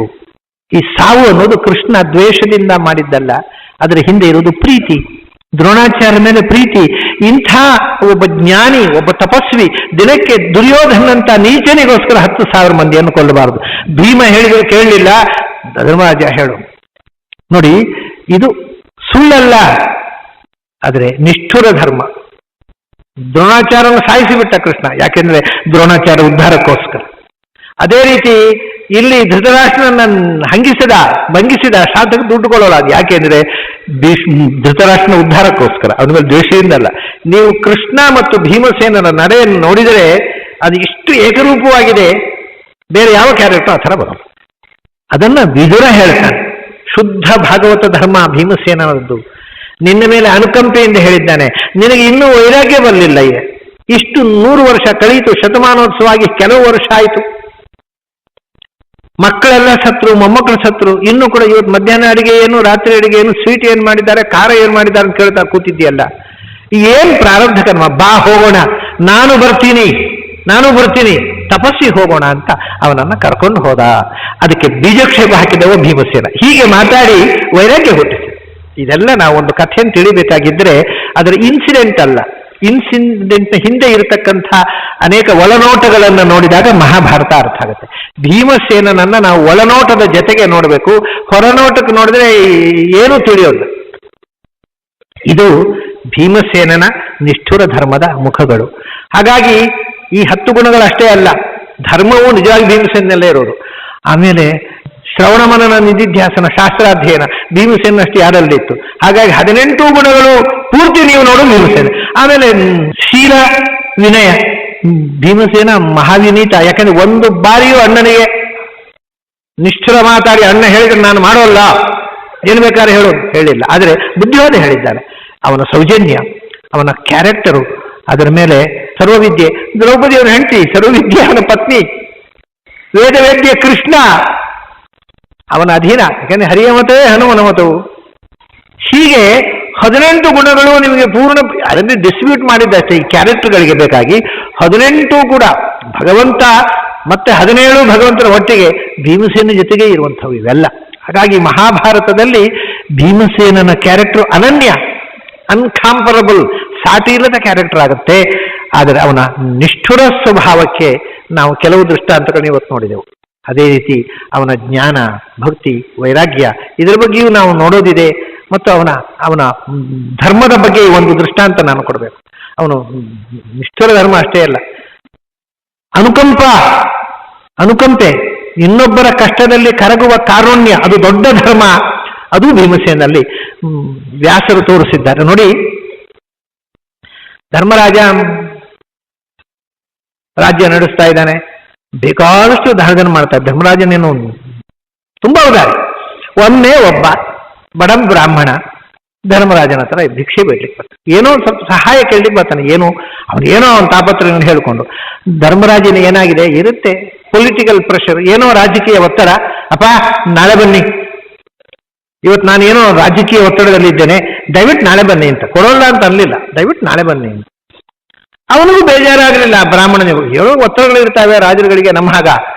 ನಾಳೆ ಬಂದ ಸರಿ ಆಯ್ತಪ್ಪ ಬರ್ತೀನಿ ಅಂತ ಬಂದ. ಹೊರಗೆ ಬಂದ ಭೀಮಸೇನ ಸಿಕ್ಕಿದ. ಏನ್ರಿ ಬೆಳಗಿನ ಬರ್ತಾ ಇದ್ದೀರಿ, ನಮ್ಮ ಅಣ್ಣ ಏನು ಕೊಡ್ಲಿಲ್ಲೇನು ಅಂತ ಕೇಳಿದ ಭೀಮಸೇನ. ಇಲ್ಲ ಕೊಡ್ತೇನೆ ಅಂತ ಹೇಳಿದ್ರು, ಆದರೆ ಏನೋ ಇವತ್ತು ತುಂಬಾ ಕೆಲಸದ ಒತ್ತಡ ಇದೆ, ನಾಳೆ ಬನ್ನಿ ಅಂತ ಹೇಳಿದ್ರು. ನಾಳೆ ಬರ್ತೀನಿ ಬಿಡ್ರಿ, ಅಡ್ಡಿಲ್ಲ. ನಾನು ಹೌದಾ, ನೀವ್ ಯಾಕೆ ನಾಳೆ ಬರಬೇಕು? ಅದೇನು ಕೆಲಸ ಅಂದಲ್ಲಿ ಮಾತಿರೋದ? ನಿಮಗೆ ಒಂದು ಕೆಲಸಕ್ಕೋಸ್ಕರ 2 ಸರ್ತಿ ಓಡಾಡಿಸೋದು ತಪ್ಪಲ್ವಾ ಅಂತ ತನ್ನ ಕೈಯಲ್ಲಿದ್ದು ಬಳೆ ಬಂಗಾರ ಎಲ್ಲ ಆಭರಣ ಕೊಟ್ಟು ಕಳಿಸ್ಬಿಟ್ಟ. ನೀವು ಹೋಗ್ರಿ, ನೀವು ಇನ್ನೊಂದು ಬರೋದು ಬೇಡ, ತಗೊಳ್ಳಿ ಅಂತ. ಆ ಬ್ರಾಹ್ಮಣಿಗೆ ಬಹಳ ಖುಷಿ ಆಗೋಯ್ತು. ನಾಳೆ ಬರೋದು ಕೆಲಸ ಹೊಡಿತಾರ, ಹಿಡ್ಕೊಂಡು ಹೋದ್ರು. ತಕ್ಷಣ ಯಾರೋ ಅಲ್ಲಿ ನಗಾರಿ ಬಾರಿಸ್ರಿ. ಅರೆ ಏನಿದು ಕಥೆ, ನಗಾರಿ ಬಾರಿಸ್ರಿ. ಯಾವಾಗಲೂ ಹಿಂದಿನ ಕಾಲದಲ್ಲಿ ಒಂದು ಊರಿನಲ್ಲಿ ಏನಾದರೂ ಮಹತ್ವದ ಘಟನೆ ನಡೆದರೆ ಅಥವಾ ಏನಾದರೂ ಭಾರಿ ದುರಂತ ನಡೆದರೆ, ಒಂದು ಊರಿನಲ್ಲಿ ಅವನು ದೇವಸ್ಥಾನಕ್ಕೆ ಬೆಂಕಿ ಬಿತ್ತು ಅಂತ ಇಟ್ಟುಕೊಳ್ಳಿ, ಅವಾಗ ನಗಾರಿ ಬಾರಿಸಿದ್ರು. ಅಂದ್ರೆ ಊರಿನವರೆಲ್ಲ ಒಟ್ಟಾಗೋರು. ಒಟ್ಟು ಮಾಡ್ಲಿಕ್ಕೆ ಮೈಕೇನಿಲ್ಲ, ನಗಾರಿ ಬಾರಿಸೋಡು ಊರ್ನ. ಹಾಗೆ ಏನೋ ಮಹತ್ವದ ಮೆಸೇಜ್ ಕೊಡಬೇಕಾಗಿದೆ, ನಗಾರಿ ಬಾರಿಸೋಡು ಎಲ್ಲ ಒಟ್ಟು ಸೇರೋರು. ಅವಾಗ ರಾಜರ ಸಂದೇಶ. ಹೀಗೆ ನಗಾರಿ ಅನ್ನೋದು 3 ಉದ್ದೇಶಗಳಿಗೆ ಉಪಯೋಗ ಆಗ್ತಿತ್ತು. ಅದಕ್ಕೆ ಒಂದು ಸ್ಪೆಸಿಫಿಕ್ ನಗಾರಿ ಇದೆ. ಎತ್ತರದಲ್ಲಿ ಅದು ನಗಾರಿ ಇರತಕ್ಕಂಥ ಟವರೇ ಒಂದು ಇರ್ತಿತ್ತು.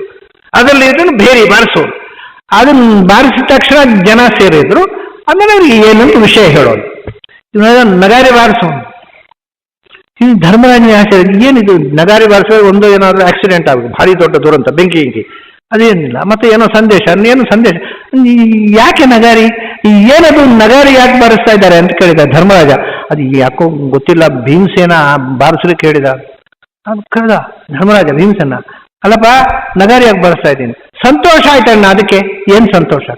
ಅಲ್ಲ, ಸಂತೋಷ ಸಮಾರಂಭ ಆಚರಿಸೋಣ ಅಂತ. ಏನಯ್ಯ ಸಂತೋಷ? ನೀನೇನು ಹೇಳಿದೆ ಆ ಬ್ರಾಹ್ಮಣನಿಗೆ? ನಾಳೆ ಬಾ ಅಂತ ಹೇಳಿದೆ ಅಲ್ಲ? ಹೌದು, ಅದೇ ಸಂತೋಷ ಆಯ್ತು. ಯಾಕೆ ಸಂತೋಷ? ನಾಳೆ ತನಕ ಬದುಕ್ತಾ ಇರ್ತೀನಿ ಅನ್ನೋ ಕಾನ್ಫಿಡೆನ್ಸ್ ಬಂತಲ್ಲ ನಿನಗೆ, ಅದಕ್ಕಿಂತ ದೊಡ್ಡ ಸಂತೋಷ ಏನು? ನಾವು ಯಾವ ಕ್ಷಣಕ್ಕೂ ಸಾಯ್ಬೋದು, ನೆಕ್ಸ್ಟ್ ಮೊಮೆಂಟ್ ನಾವು ಸಾಯ್ಬೋದು. ನಾಳೆ ತನಕ ನಾನು ಸಾಯೋಲ್ಲ ಅನ್ನೋ ಧೈರ್ಯ ಬಂತಲ್ಲ ನಿನಗೆ, ಅದಕ್ಕಿಂತ ದೊಡ್ಡ ಸಂತೋಷ ಏನು? ಆಗಲಿ ನಮ್ಮ ಅಣ್ಣನಿಗೆ ಇಂತಹ ಧೈರ್ಯ ಬಂತಲ್ಲ ಅಂತ ಬಾರಿಸಿದೆ ಅಂತ ಪಶ್ಚಾತ್ತಾಪ ಧರ್ಮರಾಜ. ಹೌದಪ್ಪ, ನಾನೊಂದು ಕಳಿಸ್ಬಾರ್ದಿತ್ತು ಹಿಂದಕ್ಕೆ ಆ ಬ್ರಾಹ್ಮಣನನ್ನ. ಆ ತಕ್ಷಣ ಏನು ಬೇಕು ಅಂತ ಕೇಳಿ ಕೊಡ್ಬೇಕು. ಇದು ಕಾರುಣ್ಯ ನೋಡಿ. ಆ ಬ್ರಾಹ್ಮಣಿಗೆ ಕೊಟ್ಟು ಅಣ್ಣನ ತಿದ್ದಿದ. ಆದರೆ ಒಂದು ಜೋಕು, ಸೀರಿಯಸ್ನೆಸ್ ಇಲ್ಲ, ತಮಾಷೆಯಾಗಿ ಮಾತಾಡಿ ಅಣ್ಣ. ಹೀಗೆ ಭೀಮಸೇನನ ಧರ್ಮದ ಬಗ್ಗೆ ನಾವು ನೋಡ್ತಾ ಹೋದ್ರೆ ಆ ಒಂದೊಂದು ಘಟನೆಯು ಇನ್ನು ತುಂಬಾ ಇದೆ. ನಾನು ಇವತ್ತು ಅಂದ್ರೆ ಧರ್ಮದಲ್ಲಿ ಅನುಕಂಪೆ, ಕಾರುಣ್ಯ ಇಲ್ಲವೋ ಮಹಾಕಾರುಣಿಕ. ಮುಂದೆ ಕೀಚಕನ ಕಾಟ ದ್ರೌಪದಿ ಮೇಲೆ ತಡೆಯಲಾರದಂಥ ಕಾಟ ಬಂದಾಗ ಭೀಮಸೇನ ನಡ್ಕೊಂಡಂತಹ ಕಾರುಣ್ಯವನ್ನು ನಾವು ನೆನಪಿಸ್ಕೋಬೇಕು. ಅದೇ ರೀತಿ ನಿಷ್ಠುರ ಅಂದ್ರೆ ನಿಷ್ಠುರ. ಅದಕ್ಕೆ ಹೇಳ್ತಾರೆ ದೊಡ್ಡವರು ಹೇಗಿರ್ಬೇಕು ಅಂದ್ರೆ, ಭೌಭೂತಿ ಒಂದು ಮಾತು ಹೇಳ್ತಾನೆ, ವಜ್ರಾದಪಿ ಕಠೋರಾಣಿ ಮೃದೂನು ಕುಸುಮಾದಪಿ ಅಂತ. ಹೂವಿಗಿಂತ ಮೃದುವಾಗಿರಬೇಕು ಮನಸ್ಸು, ಅಗತ್ಯ ಬಿದ್ದಾಗ ವಜ್ರಕ್ಕಿಂತ ಕಠೋರ ಆಗಬೇಕು. ಅದು ಭೀಮಸೇನ. ಅವರು ತಪ್ಪು ಕಂಡಾಗ, ಅನ್ಯಾಯ ಮಾಡಲಿಕ್ಕೆ ಶಿಕ್ಷೆ ಕೊಡಬೇಕಾದಾಗ ವಜ್ರದಂತೆ ಕಠಿಣ ಆಗಿಬಿಡ್ತಿದ್ದ. ಕಷ್ಟಕ್ಕೆ ಒಳಗಾದವ್ರನ್ನ ಕಂಡಾಗ ಹೂವಿಗಿಂತ ಮೃದುವಾಗಿ ಕರಗಿ ಬಿಡ್ತೀವಿ. ಇಂಥ ಭೀಮಸೇನನ ಬಗ್ಗೆ ನಾವು ಇವತ್ತು ಸುಮಾರು 1 ಗಂಟೆಯ ಕಾಲ, ಒಂದು ಗಂಟೆ ಚಿಲ್ಲರೆ ಕಾಲ ಭೀಮಸೇನನ ಬಗ್ಗೆ ಕೆಲವು ಸಂಗತಿಗಳನ್ನು ತಿಳ್ಕೊಂಡೆವು. ಭೀಮಸೇನನ ಉಗ್ರ ರೂಪ ಹೇಗಿರುತ್ತೆ, ಅವನು ಮೃದುವಾಗಿದ್ದಾಗ ಹೇಗಿರ್ತಾನೆ, ದ್ರೌಪದಿಗೆ ಕಷ್ಟ ಬಂದಾಗ ಭೀಮಸೇನ ಸ್ಪಂದಿಸಿದ ಅದು ಟಾಪ್ ಮೋಸ್ಟ್ ಇನ್ಸಿಡೆಂಟ್ ಅಂದರೆ ಕೀಚಕ ವಧೆಯಲ್ಲಿ. ಇದೆಲ್ಲ ಸಂಗತಿಗಳನ್ನು ನಾವು ಒಂದೊಂದೇ ಎಳೆಯಾಗಿ ತಿಳ್ಕೋಬೇಕು. ಭೀಮಸೇನನ ಇನ್ನೂ ಜ್ಞಾನ ಭಕ್ತಿ ವೈರಾಗ್ಯಗಳ ಬಗ್ಗೆ ತಿಳ್ಕೋಬೇಕು. ಇದೆಲ್ಲವನ್ನ ಯಥಾವಕಾಶ ನಾಳೆ ನಾಡಿದ್ದು ನಾವಿಲ್ಲಿ ಸೇರಿದಾಗ ನೋಡೋಣ. ಇವತ್ತಿನ ಸಮಯ ಮುಕ್ತಾಯ ಆಗಿರೋದರಿಂದ ಇವತ್ತಿನ ಭೀಮಚಿಂತನವನ್ನು ಮುಗಿಸ್ತಾ ಇದ್ದೇನೆ. ತಮಗೆಲ್ಲ ಅಭಿನಂದನೆಗಳು ಮತ್ತು ಅಭಿವಂದನೆಗಳು.